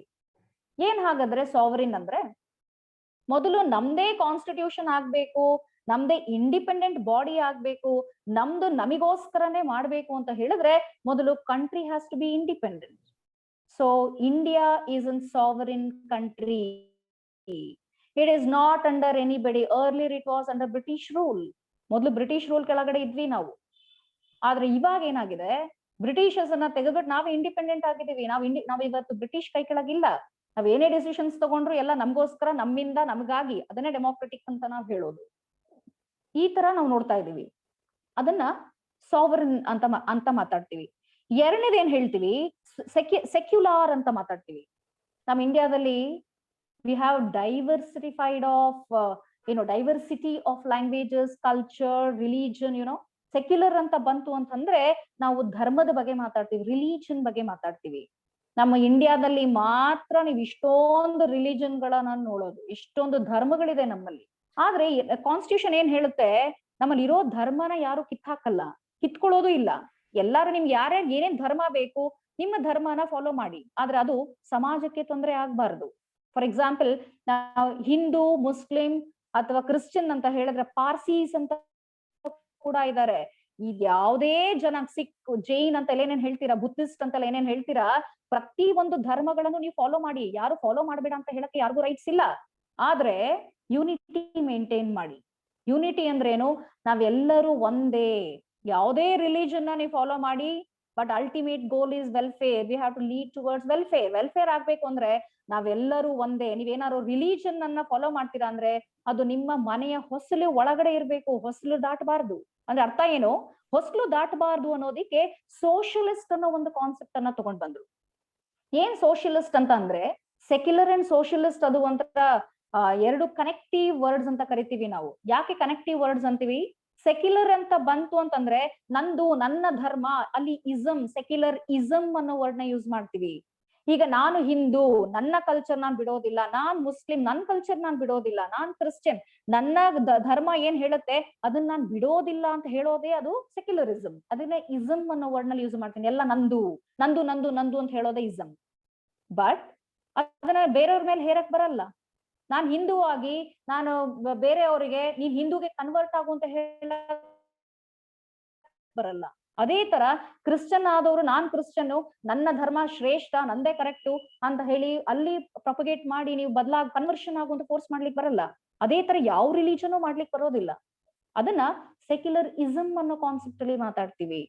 ಅದೇ ಸೋಷಿಯಲಿಸ್ಟ್ ಅಂತ ಯಾಕೆ ಕನೆಕ್ಟಿವ್ ಅಂತ ಹೇಳ್ತಾ ಇದೀವಿ ಅಂತ ಹೇಳಿದ್ರೆ, ಈ ಇಸಮ್ ಅನ್ನೋದು ಮನೆ ಒಳಗಡೆ ಇರ್ಬೇಕು, ಇಸ್ಟ್ ಸೋಷಿಯಲಿಸ್ಟ್ ಅಂತ ಏನ್ ಹೇಳ್ತೀರಾ, ಲಿಸ್ಟ್ ಅನ್ನೋದು ಹೊಸ್ಲಿನ ಹೊರಗಡೆ ಇರ್ಬೇಕು. ಅಲ್ಲಿ ಕಾನ್ಸೆಪ್ಟ್ ಆಫ್ ಹ್ಯೂಮನ್ ಅಂತ ಬರುತ್ತೆ. ನಾವೆಲ್ಲ ಮನುಷ್ಯರೇ, ಹ್ಯೂಮನ್ ಅಂತ ಮಾತಾಡ್ತೀರಾ ಅಂದ್ರೆ ಏನಾಯ್ತು, ನೀನು ಚೆನ್ನಾಗಿರು, ನಾನು ಚೆನ್ನಾಗಿರ್ತೀನಿ, ನಾನ್ ನಿನಗ್ ತೊಂದರೆ ಕೊಡೋದಿಲ್ಲ, ನೀನ್ ನನಗ್ ತೊಂದರೆ ಕೊಡ್ಬೇಡ, ನೀನು ಖುಷಿಯಾಗಿ ಬಾಳು, ನಾನು ಖುಷಿಯಾಗಿ ಬಾಳ್ತೀನಿ ಅನ್ನೋದಕ್ಕೆ ಸೋಷಿಯಲಿಸ್ಟ್ ಅನ್ನೋ ಕಾನ್ಸೆಪ್ಟ್ ಅನ್ನ ತಗೊಂಡ್ ಬರ್ತೀವಿ. ಹಾಗಾಗಿ ಇಸಮ್ ಅನ್ನೋದು ಮನೆ ಒಳಗಿರ್ಬೇಕು. ನಮ್ಮ ಕಲ್ಚರ್ ಅಥವಾ ನಾವೊಂದು ಬೆಳಿಬೇಕು ಅಂತ ಹೇಳಿದ್ರೆ ನಮ್ಗೆ ಪ್ರಾಪರ್ ಎಥಿಕ್ಸ್, ಮಾರಲ್ ಎಥಿಕ್ಸ್ ಅನ್ನ ಕಲಿಸ್ಬೇಕಾಗತ್ತೆ. ಅದು ಸೆಕ್ಯುಲರ್ ಇಸಮ್ ಹೇಳ್ಕೊಟ್ರೆ, ಸೋಷಿಯಲಿಸ್ಟ್ ಅನ್ನೋದು ಹೊರಗಿನ ಜನದ ಜೊತೆ ಹೇಗಿರ್ಬೇಕು, ಜನ ಯಾವ ರೀತಿನಲ್ಲಿ ಬೆಳೆಸ್ಬೇಕು, ಅಲ್ಲಿ ಬ್ರದರ್ಹುಡ್ ಅನ್ನೋ ಕಾನ್ಸೆಪ್ಟ್ ಅನ್ನ ತಗೊಂಡ್ ಬರುತ್ತೆ. ಅದಕ್ಕೆ ಸೆಕ್ಯುಲರಿಸಮ್, ಸೋಷಿಯಲಿಸ್ಟ್ ಅನ್ನೋದು so much important when it comes to preamble to lead for a welfare state. ಕಲ್ಯಾಣ ರಾಜ್ಯ ಆಗ್ಬೇಕು ಅಂತಂದ್ರೆ ಇವೆಲ್ಲಾದು ಒಳಪಟ್ರೆ ಮಾತ್ರ ಒಂದು ಹ್ಯೂಮನ್ ಅನ್ನ ಬೆಳೆಸ್ಬೇಕು, ಅವನನ್ನ ಸರಿಯಾದ ವ್ಯಕ್ತಿತ್ವವಾಗಿ ಟ್ಯೂನ್ ಅಪ್ ಮಾಡ್ಬೇಕು ಅಂತಂದ್ರೆ ಇವೆಲ್ಲ ಇರ್ಬೇಕು ಅಂತ ಹೇಳುತ್ತೆ. ಹಾಗಿದ್ರೆ ಡೆಮೋಕ್ರೆಟಿಕ್ ಮತ್ತೆ ರಿಪಬ್ಲಿಕ್ ಅಂದ್ರೆ ಏನು? ನಾವೆಲ್ಲ ಗಣರಾಜ್ಯೋತ್ಸವನ ರಿಪಬ್ಲಿಕ್ ಡೇ ಅಂತ ಆಚರಿಸ್ತೀರಾ. Ours is what we have chosen our president to be the first executive of the country. ನಾವು ಪ್ರೆಸಿಡೆಂಟೇ ನಮ್ಮ ಹೆಡ್ ಆಫ್ ದ ಕಾನ್ಸ್ಟಿಟ್ಯೂಷನ್ ಅಂತ ಕರಿತೀವಿ, ಹೆಡ್ ಆಫ್ ದ ಸ್ಟೇಟ್ ಅಂತ ಕೂಡ ಕರಿತೀವಿ. ಹೆಡ್ ಅಂದ್ರೆ ಅರ್ಥ ಅವರೇ ಎಲ್ಲ ಅಂತಲ್ಲ, ಅಲ್ಲಿ ರೂಲ್ ಆಫ್ ಲಾ ಅಂತ ಕೂಡ ಮಾತಾಡ್ತೀವಿ. ಕಾನ್ಸ್ಟಿಟ್ಯೂಷನ್ ಏನಿದೆ, ಲಾ ಅಂತ ಏನ್ ಹೇಳ್ತೀವಿ ಅದೇ ದೊಡ್ಡದು. ಪ್ರೆಸಿಡೆಂಟ್ ಅವ್ರ ಕೆಳಗೆ ಬರುತ್ತೆ, ಆದ್ರೂ ಕೂಡ president is called to be the real executive. ಅವರೇ ಎಕ್ಸಿಕ್ಯೂಟಿವ್ ಅಂತ ಕರಿತೀವಿ. ಇದನ್ನೆಲ್ಲ ಮಾತಾಡ್ಬೇಕು ಅಂದ್ರೆ ಕಾನ್ಸ್ಟಿಟ್ಯೂಷನ್ ಇಸ್ ಅ ಡಾಕ್ಯುಮೆಂಟ್ ಅಂತ ಮಾತಾಡ್ತೀವಿ ನಾವು. ಇದನ್ನೆಲ್ಲ constitution as a document we are looking into. ಈ ಡೆಮೋಕ್ರೆಟಿಕ್ ಅಂತ ತಗೊಂಡಾಗ ಅಬ್ರಹಾಂ ಲಿಂಕನ್ ಹೇಳ್ತಾರೆ, by the people for the people to the people. ಎಲ್ಲ ನಮ್ಮಿಂದ ನಮಗೋಸ್ಕರ ನಮಗಾಗಿ, ಎಲ್ಲ ಜನಗಳೇ ಎಲ್ಲ ಪ್ರಜೆ, ಇಲ್ಲಿ ಪ್ರಜೆನೇ ರಾಜ, ರಾಜಾನೇ ಎಲ್ಲ. ಆದ್ರೆ ಇನ್ನೊಂದು ಅರ್ಥದಲ್ಲಿ we can not administer for our self, we are so the population is too much. ಇಷ್ಟೊಂದು ಪಾಪ್ಯುಲೇಷನ್, ಇಷ್ಟೊಂದು ನಾಲೆಜ್, ಇಷ್ಟೊಂದು ಬುದ್ಧಿ, ಎಲ್ಲಾರು ಲೀಡರ್ ಆಗ್ಲಿಕ್ಕೆ ಬರೋದಿಲ್ಲ. ಅದಕ್ಕೋಸ್ಕರ ಈ ಲೀಡರ್ ಕಾನ್ಸೆಪ್ಟ್ ಅನ್ನ ತಗೊಂಡು ರೆಪ್ರೆಸೆಂಟೇಟಿವ್ಸ್ ಅಂತ ನಾವೇ ಚೂಸ್ ಮಾಡಿದೀವಿ. ಅದನ್ನು ಕೂಡ ಕಾನ್ಸ್ಟಿಟ್ಯೂಷನ್ ನಲ್ಲೇ ಹೇಳುತ್ತೆ, under the concept of democracy. ಅಲ್ಲಿ ಡೆಮೋಕ್ರಸಿ ಅಂತ ಬಂದಾಗ ours is a parliamentary form of government ಅಂತ ಬರುತ್ತಲ್ಲಿ. ಪಾರ್ಲಿಮೆಂಟರಿ ಫಾರ್ಮ್ ಆಫ್ ಗವರ್ಮೆಂಟ್ ಅಂದ್ರೆ ಏನು? ಇದನ್ನ ಮತ್ತೆ ನಾವು ಪ್ರಿಯಾಂಬಲ್ ಗೆ ಅಟ್ಯಾಚ್ ಮಾಡ್ತೀವಿ ಅಥವಾ ಮತ್ತೆ ಈ ಕಾನ್ಸೆಪ್ಟ್ ನ ಬೇಸಿಕ್ ಸ್ಟ್ರಕ್ಚರ್ ಅಂತ ಹೇಳ್ತೀವಿ. ಇಲ್ಲಿ ಕಾನ್ಸ್ಟಿಟ್ಯೂಷನ್ ಡೆಫಿನೇಷನ್ ಅಲ್ಲಿ ಕೂಡ ಹೇಳ್ತಾರೆ ಏನಂತ, ಕಾನ್ಸ್ಟಿಟ್ಯೂಷನ್ ಇಂಡಿಯನ್ ಗವರ್ಮೆಂಟ್ ಡೆಮೋಕ್ರಸಿನಲ್ಲಿ ನಡೆಸಬೇಕಾದ್ರೆ ಗವರ್ಮೆಂಟ್ ಅನ್ನೋ ಕಾನ್ಸೆಪ್ಟ್ ಅನ್ನ ಇವಾಲ್ವ್ ಆಗುತ್ತೆ. ಗವರ್ಮೆಂಟ್ ಅಲ್ಲಿ 3 ಆರ್ಗನ್ಸ್ ಗಳನ್ನ ಮೆನ್ಷನ್ ಮಾಡ್ತಾರೆ. The 3 organs of the government are, I hope you people know, it is legislature, executive and judiciary. ಇವು 3ನ ಅಂಗಾಂಗಗಳು, these are called to be the organs of the government, without which the government paralyzes. It cannot function at all. So the constitution clearly says this 3, legislature, executive and judiciary, are the organs of the government, and definitely this organ of the government is going to function on behalf of the democracy, on behalf of the people. ಇವ್ರುಗಳೇ ನಮ್ಮನ್ನ representatives ಅಂತ ಹೇಳಿ parliamentary form of government ಮಾಡ್ಕೊಂಡು elections ಮೂಲಕ ನಮ್ಮ representatives ಗಳನ್ನ ಕೂಡಿಸ್ಬಿಟ್ಟು ನಮಿಗಾಗಿ ಲಾಗಳನ್ನ ಮಾಡಿ ಅಂತ ಹೇಳ್ಬಿಟ್ಟು ಇಲ್ಲಿ ಮಾತಾಡ್ತೀವಿ. This is how the preamble is going to explain us about this concept. Next ಏನ್ ಮಾತಾಡ್ತೀವಿ ಅಂತಂದ್ರೆ ಸಿಟಿಸನ್ಶಿಪ್. ದಿರ್ ಇಸ್ ಇನ್ನೊಂದು 10-15 ನಿಮಿಷದಲ್ಲಿ ನಾನು ಮುಗಿಸ್ಬೇಕಾಗತ್ತೆ. ಅದಕ್ಕೋಸ್ಕರ ಸ್ವಲ್ಪ ನಾನು ಸಿಟಿಸನ್ಶಿಪ್ ಬಗ್ಗೆ ಒಂದ್ ಸ್ವಲ್ಪ ಮಾತಾಡ್ಬಿಟ್ಟು directly I will enter into fundamental rights. ಇಲ್ಲಿ ಸಿಟಿಸನ್ಶಿಪ್ ಅಂತ ಅಂದಾಗ ಇಲ್ಲಿ ಆರ್ಟಿಕಲ್ಸ್ ಗಳನ್ನ ಹೇಳ್ತೀವಿ. ನಾನು ಹೇಳಿದ ಸ್ಟಾರ್ಟಿಂಗ್ ಅಲ್ಲೇ 448 ಆರ್ಟಿಕಲ್ಸ್ ಪ್ರೆಸೆಂಟ್ಲಿ ಇದೆ ಅಂತ. ಅದರಲ್ಲಿ ಆರ್ಟಿಕಲ್ 5 to 11, 5ರಿಂದ 11 ಆರ್ಟಿಕಲ್ಸ್ ಗಳು ಕೇವಲ ಸಿಟಿಸನ್ಶಿಪ್ ಬಗ್ಗೆ ಮಾತಾಡುತ್ತೆ. ಇವತ್ತಂತೂ ಯಾಕೆ ತುಂಬಾ ಇಂಪಾರ್ಟೆಂಟ್ ಅಂತ ಹೇಳಿದ್ರೆ, many people doesn't know the modes of acquiring citizenship. ಇಂಡಿಯಾದಲ್ಲಿ ನಾವು ಸಿಟಿಸನ್ ಅಂತ ಹೇಳ್ಕೋಬೇಕು ಅಂತಂದ್ರೆ ಯಾವ ರೀತಿನಲ್ಲಿ ಸಿಟಿಸನ್ ಅಂತ ಹೇಳ್ತೀವಿ ಅನ್ನೋದು ನಾಲೆಜೇ ಇಲ್ಲ. ಸುಮಾರು ಜನಕ್ಕೆ ನಮ್ಮಲ್ಲಿ ನಾಲೆಜ್ ಇಲ್ಲ. ಆ ಅವೇರ್ನೆಸ್ ನಮ್ಗೆ ಇರ್ಲೇಬೇಕು. ನಾವು ಸಿಟಿಸನ್ ಆಗಿ ನಾವ್ ಹೇಗೆ ಸಿಟಿಸನ್ ಅಂತ ಅನ್ನಿಸ್ಕೊಳ್ತೀವಿ ಅಂತ ಗೊತ್ತಿಲ್ಲ ಅಂತ ಹೇಳಿದ್ರೆ ಯಾವ ರೀತಿನಲ್ಲೂ ನಾವು ಅರ್ಥ ಮಾಡ್ಕೊಳಕ್ ಆಗಲ್ಲ. We cannot be stateless. Stateless is too dangerous as per international level. International ಅಂತ ತಗೊಂಡ್ರೆ ಸ್ಟೇಟ್ಲೆಸ್ನೆಸ್ ಅಂದ್ರೆ ಏನು, ನಾವ್ ಎಲ್ಲಿಗೂ ಸೇರ್ಕೊಂಡಿಲ್ಲ ಅಂತ ಹೇಳಿದ್ರೆ ಅವ್ರಿಗೆ ಜೀವನನೇ ನಿಂತು ಹೋಗ್ಬಿಡುತ್ತೆ. ಅದಕ್ಕೋಸ್ಕರ ಕಾನ್ಸೆಪ್ಟ್ ಆಫ್ ಸಿಟಿಸನ್ಶಿಪ್ ಅನ್ನ ತಗೊಂಡ್ ಬಂದಿದ್ದಾರೆ. ಬಟ್ ಆರ್ಟಿಕಲ್ 5 to 11 ಅಲ್ಲಿ 2 ವಿಚಾರಗಳನ್ನ ಮಾತಾಡ್ತಾರೆ. ಸಿಟಿಸನ್ ಜೊತೆಗೆ ಏಲಿಯನ್ ಅನ್ನೋ ಕಾನ್ಸೆಪ್ಟ್ ಕೂಡ ಮಾತಾಡ್ತಾರೆ. ಸಿಟಿಸನ್ ಅಂದ್ರೆ we the member of our country. ನಾವ್ ಇಲ್ಲಿ ಹುಟ್ಟಿ ಬೆಳೆದು ನಾವ್ ಇಲ್ಲೇ ಬರ್ತ್ ಆಗಿದೆ, ನಮ್ ತಂದೆ ತಾಯಿ ಇಲ್ಲಿ ಅವ್ರೆ, ಅಥವಾ ನಮ್ಗೆ ಇಷ್ಟ ಇದೆ ನಾವ್ ಇಂಡಿಯನ್ಸ್ ಆಗ್ಬೇಕು ಅಂತ ಹೇಳಿದ್ರೆ ನಾವ್ ಇಂಡಿಯಾದಲ್ಲೇ ಇಲ್ಲಿನ ನೆಲ ಗುಣ ತುಂಬಾ ಚೆನ್ನಾಗಿದೆ, ಇಲ್ಲಿನ ಕಲ್ಚರ್ ತುಂಬಾ ಚೆನ್ನಾಗಿದೆ, ನಾನು ಇಲ್ಲೇ ಬಿಸ್ನೆಸ್ ಅನ್ನ ಸೆಟಪ್ ಮಾಡ್ಕೊಳ್ತೀನಿ, ನನ್ನ ಜೀವನ ಇಲ್ಲೇ ಇರ್ಬೇಕು, ನನ್ನ ಫ್ಯಾಮಿಲಿ ಇಲ್ಲೇ ಇರ್ಬೇಕು ಅನ್ನೋ ಆಸೆ ಪಡೋರು ಮೋಡ್ ಆಫ್ ಅಕ್ವಿಸಿಷನ್ಸ್ ಗಳನ್ನ ಕೂಡ ಹೇಳಿದ್ದಾರೆ. ಆದ್ರೆ ಕಾನ್ಸ್ಟಿಟ್ಯೂಷನ್ ಅವನ್ನೆಲ್ಲ ಹೇಳೋದಿಲ್ಲ, ಹೇಗೆ ಡೈರೆಕ್ಟ್ಲಿ ಆಗ್ಬೇಕು ಅಂತ ಹೇಳೋದಿಲ್ಲ. ಅದಕ್ಕೆ ಲೆಜಿಸ್ಲೇಚರ್ಗೆ ನೀನ್ ಸಿಟಿಸನ್ ಸಂಬಂಧಪಟ್ಟಿರೋ ಹಾಗೆ ಲಾ ಗಳನ್ನ ಮಾಡಪ್ಪ, ಎನಾಕ್ಟ್ ಲಾಸ್ ಅಂತ ಬಿಟ್ಕೊಟ್ಟಿದೆ. ಸೊ ಲೆಜಿಸ್ಲೇಚರ್ ಏನ್ ಮಾಡುತ್ತೆ, ಇಲ್ಲಿ ಕಾನ್ಸ್ಟಿಟ್ಯೂಷನ್ ಅವಕಾಶ ಮಾಡ್ಕೊಟ್ಟಿರೋದ್ರಿಂದ, ಪರ್ಮಿಷನ್ ಕೊಟ್ಟಿರೋದ್ರಿಂದ ಸಿಟಿಸನ್ಶಿಪ್ ಆಕ್ಟ್ ಆಫ್ 1955 ಅಂತ ತಗೊಂಡ್ ಬಂತು. ಈಗಂತೂ ಸುಮಾರು ಅಮೆಂಡ್ಮೆಂಟ್ ಆಗಿ 2021 ಅಮೆಂಡ್ಮೆಂಟ್ ಸಿಟಿಸನ್ಶಿಪ್ ಅಮೆಂಡ್ಮೆಂಟ್ ಆಕ್ಟ್ ಕೂಡ ಇದೆ. ಅಲ್ಲಿ ಎಲ್ಲಾ ವಿಚಾರಗಳು ಹೇಳುತ್ತೆ ಒಬ್ಬ ಸಿಟಿಸನ್ ಆಗ್ಬೇಕು ಅಂದ್ರೆ ಹೇಗ್ ಅನ್ನಿಸ್ಕೊಳ್ತಾನೆ ಅನ್ನೋ ವಿಚಾರಗಳನ್ನೆಲ್ಲ ಅಲ್ಲಿ ಸ್ಪೆಸಿಫಿಕ್ ಆಗಿ ಮಾತಾಡ್ತಾರೆ. ಇದನ್ನ ನಾವು ಸಿಟಿಸನ್ಶಿಪ್ ನಲ್ಲಿ ಮಾತಾಡ್ಬೋದು. ಆದ್ರೆ ಸಿಟಿಸನ್ಸ್ ಗಳಿಗೆ ಸ್ಪೆಷಲ್ ಸಿವಿಲ್ ಮತ್ತೆ ಪೊಲಿಟಿಕಲ್ ರೈಟ್ಸ್ ಅಂತ ಕೊಟ್ಟಿದೆ ನಮ್ಮ ಗವರ್ಮೆಂಟ್. ಇದು ಹೇಗೆ ಅಂದ್ರೆ ನಮ್ಮ ಮನೆಯವರು ಪಕ್ಕದ ಮನೆಯವರು ಅನ್ನೋ ಲೆಕ್ಕ ಬರುತ್ತೆ. ನಮ್ಮ ಮನೆಯವರು ಅಂತ ಹೇಳಿದ್ರೆ ಏನು, ನಮ್ಮ ಮನೆಯ ಮೆಂಬರ್ಸ್ಗೆ ನಾವ್ ಎಲ್ಲಾ ರೀತಿಯ ಹಕ್ಕುಗಳನ್ನು ಕೊಡ್ತೀವಿ, ಆದ್ರೆ ಪಕ್ಕದ ಮನೆಯವ್ರಿಗೆ ನಾವು ಅಷ್ಟೊಂದು ಎಲ್ಲಾ ರೀತಿಯ ಹಕ್ಕುಗಳನ್ನ ನಾವು ಕೊಡೋದಿಲ್ಲ. ಆ ತರದಲ್ಲಿ ಈ ಸಿಟಿಸನ್ಶಿಪ್ ಅನ್ನೋ ಕಾನ್ಸೆಪ್ಟ್ ಅಲ್ಲಿ citizen are the members of the country, aliens are foreigners ಅಂತ ಹೇಳ್ತೀವಿ, ಅವರಿಗೆ ಸಿವಿಲ್ ರೈಟ್ಸ್ ಗಳನ್ನ ಕೊಡುತ್ತೆ. But it doesn't give the political rights. Political right ಅಂದ್ರೆ ರೈಟ್ ಗಳು ತಗೊಂಡ್ರೆ there are so many rights we come across. The rights may be like political right, economic right, social right, ಈ ತರ religion right, ಈ ತರ ಬೇಕಾದಷ್ಟು rights ಗಳಿದೆ. But ಎಲ್ಲಾ ರೈಟ್ ಅನ್ನು ನಾವು ಮಾತಾಡ್ತಾ ಇಲ್ಲ, ಅದನ್ನ ಕಾಮನ್ ಆಗಿ ಸಿವಿಲ್ ಮತ್ತೆ ಪೊಲಿಟಿಕಲ್ ರೈಟ್ಸ್ ಅಂತ ಡಿವೈಡ್ ಮಾಡಿ ಹೇಳ್ತೀವಿ. ಸಿವಿಲ್ ಅಲ್ಲಿ ಎಕನಾಮಿಕ್ ಎಲ್ಲ ಪ್ರತಿಯೊಂದು ರೈಟ್ಸ್ ಗಳು ಬರುತ್ತೆ.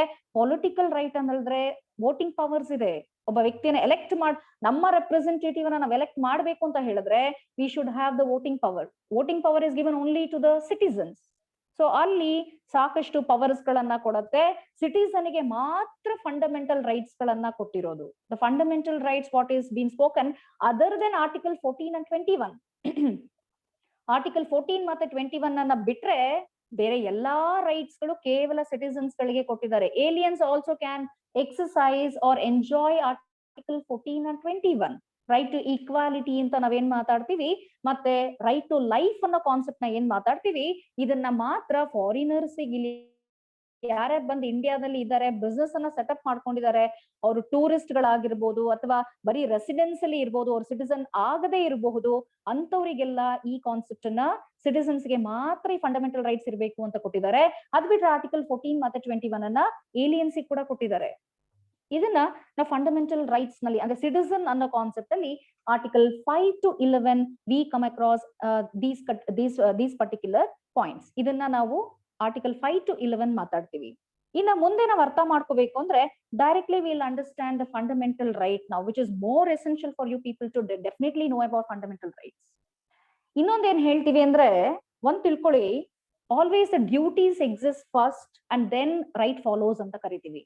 Rights and duties are two faces of the same coin ಅಂತ ಕೂಡ ಹೇಳ್ತೀವಿ. ಅಂದ್ರೆ ಅರ್ಥ ಏನು, ಎರಡು ಮುಖಗಳು, ಒಂದೇ ಕಾಯಿನ್ ಅಲ್ಲಿ ಎರಡು ಮುಖ ಇರುತ್ತೆ, ಹಿಂದೊಂದು ಮುಂದೊಂದು ಇರುತ್ತೆ.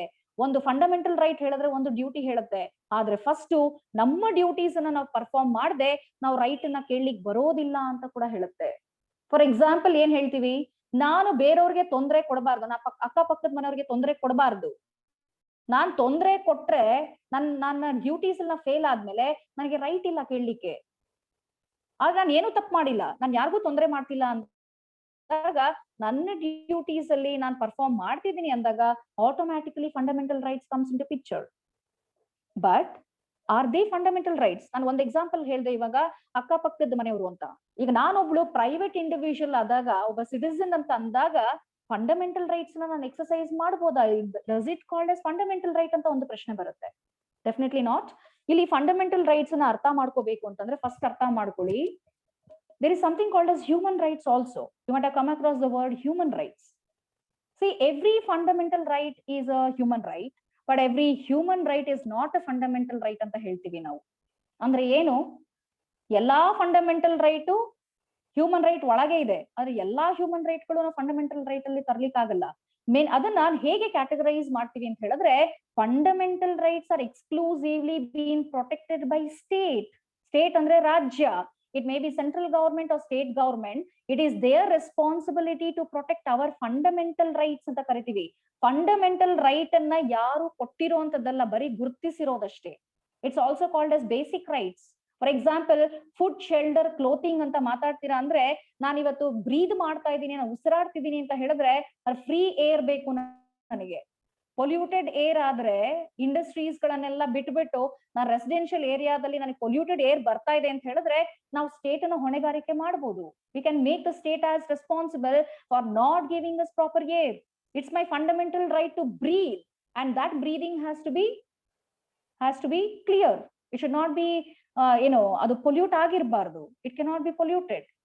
So likewise the water, ನೀರ್ ಕುಡಿಬೇಕು, ನಾನು ಶುದ್ಧ ನೀರ್ ಕುಡಿಬೇಕು. ಕಂಟಾಮಿನೇಟೆಡ್ ವಾಟರ್ ಕುಡಿದ್ರೆ ನನಗೆ ಕಾಯಿಲೆ ಬರುತ್ತೆ. I have right to life they. Right to life includes all this. But again equality maintain ಮಾಡಬೇಕು. ಈಕ್ವಾಲಿಟಿನ ಹೆಂಗೆ ಮೇಂಟೈನ್ ಮಾಡಬೇಕು? ಆರ್ಟಿಕಲ್ 14 ಕೆಳಗಡೆ ರೈಟ್ ಟು ಈಕ್ವಾಲಿಟಿ ಅನ್ನೋ ಕಾನ್ಸೆಪ್ಟ್ ಅನ್ನ ಮಾತಾಡ್ತಿದೀವಿ. ಮತ್ ನೆನ್ಪಿಟ್ಕೊಳ್ಳಿ, ಈ ಫಂಡಮೆಂಟಲ್ ರೈಟ್ಸ್ ಗಳನ್ನ ಏನಾದ್ರು ಎಕ್ಸರ್ಸೈಸ್ ಮಾಡಬಹುದು, ಏನಾದ್ರು ವೈಲೇಷನ್ ಆಗಿದೆ ಅಂದ್ರೆ ಅದು ಸ್ಟೇಟ್ ವಿರುದ್ಧವಾಗಿ ಮಾತ್ರ. ಸ್ಟೇಟ್ ಅನ್ನೋದನ್ನ article 12 to 35 completely speaks about fundamental rights. Article 12ರಿಂದ ಆರ್ಟಿಕಲ್ 35 ಕಂಪ್ಲೀಟ್ ಆಗಿ ಫಂಡಮೆಂಟಲ್ ರೈಟ್ಸ್ ಗಳನ್ನ ಮಾತಾಡುತ್ತೆ. Constitution part 3 of the constitution speaks on fundamental rights, and those fundamental rights exclusively falls under part 3 of the constitution, which is also called as heart of the constitution. Now heart of the constitution anta kuda ಕರಿತೀವಿ. ಯಾಕೆ? ನಮ್ಮ ಮೂಲಭೂತವಾಗಿ ಏನೇನೆಲ್ಲ protect ಮಾಡ್ಬೇಕಾಯ್ತು ಅದನ್ನೆಲ್ಲ state protect ಮಾಡ್ಬೇಕು ಅಂತ ಹೇಳ್ತೀವಿ. ಇಲ್ಲಿ ಎರಡು ಇಂಡಿವಿಜುವಲ್ಸ್ ಗಳ ಜೊತೆ ಜಗಳ ಆದ್ರೆ ಅದನ್ನ ನಾವು ಫಂಡಮೆಂಟಲ್ ರೈಟ್ ಅಂತ ಹೇಳಕ್ ಆಗಲ್ಲ, ಅದನ್ನ ಕೇವಲ ಲೀಗಲ್ ರೈಟ್ಸ್ ಅಂತ ಕೂಡ ಕರಿತೀವಿ. ಬಟ್ ಫಂಡಮೆಂಟಲ್ ರೈಟ್ ಅನ್ನ ಎಕ್ಸರ್ಸೈಸ್ ಮಾಡಬೇಕು ಅಂತಂದ್ರೆ ಅದನ್ನ ಆರ್ಟಿಕಲ್ 32 ಕೆಳಗಡೆ it self is a fundamental right. ಅದನ್ನ ಜುಡಿಷಿಯಲ್ ರೆಮಿಡಿ ಅಂತ ಕರಿತೀವಿ. ಯಾರಿಗೆ ಸ್ಟೇಟ್ ಮೋಸ ಮಾಡಿದೆ, ಎಲ್ಲಿ ಇನ್ಈಕ್ವಲ್ ಆಗಿ ಮಾಡಿದೆ, ಅಥವಾ ಈಕ್ವಾಲಿಟಿಯನ್ನ ಮೇಂಟೈನ್ ಮಾಡಿಲ್ಲ, ಅಥವಾ ಯಾವುದೇ ಫಂಡಮೆಂಟಲ್ ರೈಟ್ಸ್ ಗಳನ್ನ ವೈಲೇಟ್ ಆಗಿದೆ, ಯಾವ ಆರ್ಟಿಕಲ್ ಕೆಳಗೆ ವೈಲೇಟ್ ಆಗಿದೆ, ಒಬ್ಬ ಇಂಡಿವಿಜುವಲ್, ಒಬ್ಬ ಪರ್ಸನ್ ಆಗಿ ಕೋರ್ಟ್ ಅಲ್ಲಿ ರಿಟ್ಸ್ ಮೂಲಕ ಚಾಲೆಂಜ್ ಮಾಡಬಹುದು. There is something called as WRIT writ. ಇದನ್ನ ಹೈಕೋರ್ಟ್ ಅಥವಾ ಸುಪ್ರೀಂ ಕೋರ್ಟ್ ಅಲ್ಲಿ ಮಾತ್ರ ಚಾಲೆಂಜ್ ಮಾಡಬಹುದು. ನೀವೆಲ್ಲ ಕೋರ್ಟ್ ಅಲ್ಲಿ ಕ್ರಿಮಿನಲ್ ಕೋರ್ಟ್, ಸಿವಿಲ್ ಕೋರ್ಟ್ ಅಂತೆಲ್ಲ ಕೇಳಿರ್ಬಹುದು. ಅಲ್ಲೆಲ್ಲ ಇದನ್ನ ಚಾಲೆಂಜ್ ಮಾಡಕ್ ಬರಲ್ಲ, ಅಲ್ಲಿ ಕೇಸ್ ಹಾಕ್ಲಿಕ್ ಬರೋದಿಲ್ಲ. ಇದನ್ನ ಚಾಲೆಂಜ್ ಮಾಡಬಹುದು ಅಂದ್ರೆ ಕೇವಲ ಆರ್ಟಿಕಲ್ 32 ಕೆಳಗಡೆ ಸುಪ್ರೀಂ ಕೋರ್ಟ್ ಅಲ್ಲಿ ಚಾಲೆಂಜ್ ಮಾಡಬಹುದು. ಇಲ್ಲ ಅಂದ್ರೆ ಆರ್ಟಿಕಲ್ 226 ಅಂತ ಒಂದು ಆರ್ಟಿಕಲ್ ಕಾನ್ಸ್ಟಿಟ್ಯೂಷನ್ ಹೇಳುತ್ತೆ. ಆ 226 ಆರ್ಟಿಕಲ್ ಕೆಳಗಡೆ ಹೈಕೋರ್ಟ್ ಅಲ್ಲಿ ಚಾಲೆಂಜ್ ಮಾಡಬಹುದು. ಫಂಡಮೆಂಟಲ್ ರೈಟ್ ವೈಲೇಟ್ ಆಗಿದೆ ಸ್ವಾಮಿ, ಹಾಗಿದ್ರೆ ಹೆಂಗ್ ಯಾರ ಮೇಲೆ ಚಾಲೆಂಜ್ ಮಾಡ್ತಾರೆ ಅಂತ ಒಂದು ಪ್ರಶ್ನೆ ಬರುತ್ತೆ. ಇವಾಗ ಅದನ್ನೇ ಹೇಳ್ದೆ, ಸ್ಟೇಟ್ ಇನ್ಈಕ್ವಲ್ ಮಾಡಿದ್ರೆ, ಸ್ಟೇಟ್ ಅಂದ್ರೆ ಏನು, ಅಲ್ಲಿ 4 ಡಿವಿಷನ್ ಮಾಡಿದೆ. Article 12 speaks about the definition of a state. State ಅಂದ್ರೆ ಯಾರು ಅಂತ ಆರ್ಟಿಕಲ್ 12 ಹೇಳುತ್ತೆ. ಆರ್ಟಿಕಲ್ 12 ಕೆಳಗೆ ಮಾತ್ರ ಅವ್ರನ್ನ ಆರ್ಟಿಕಲ್ 32 ಅಥವಾ 226 ಕೆಳಗೆ ಚಾಲೆಂಜ್ ಮಾಡಬಹುದು. Any individual, any citizen of the country for violation of fundamental rights.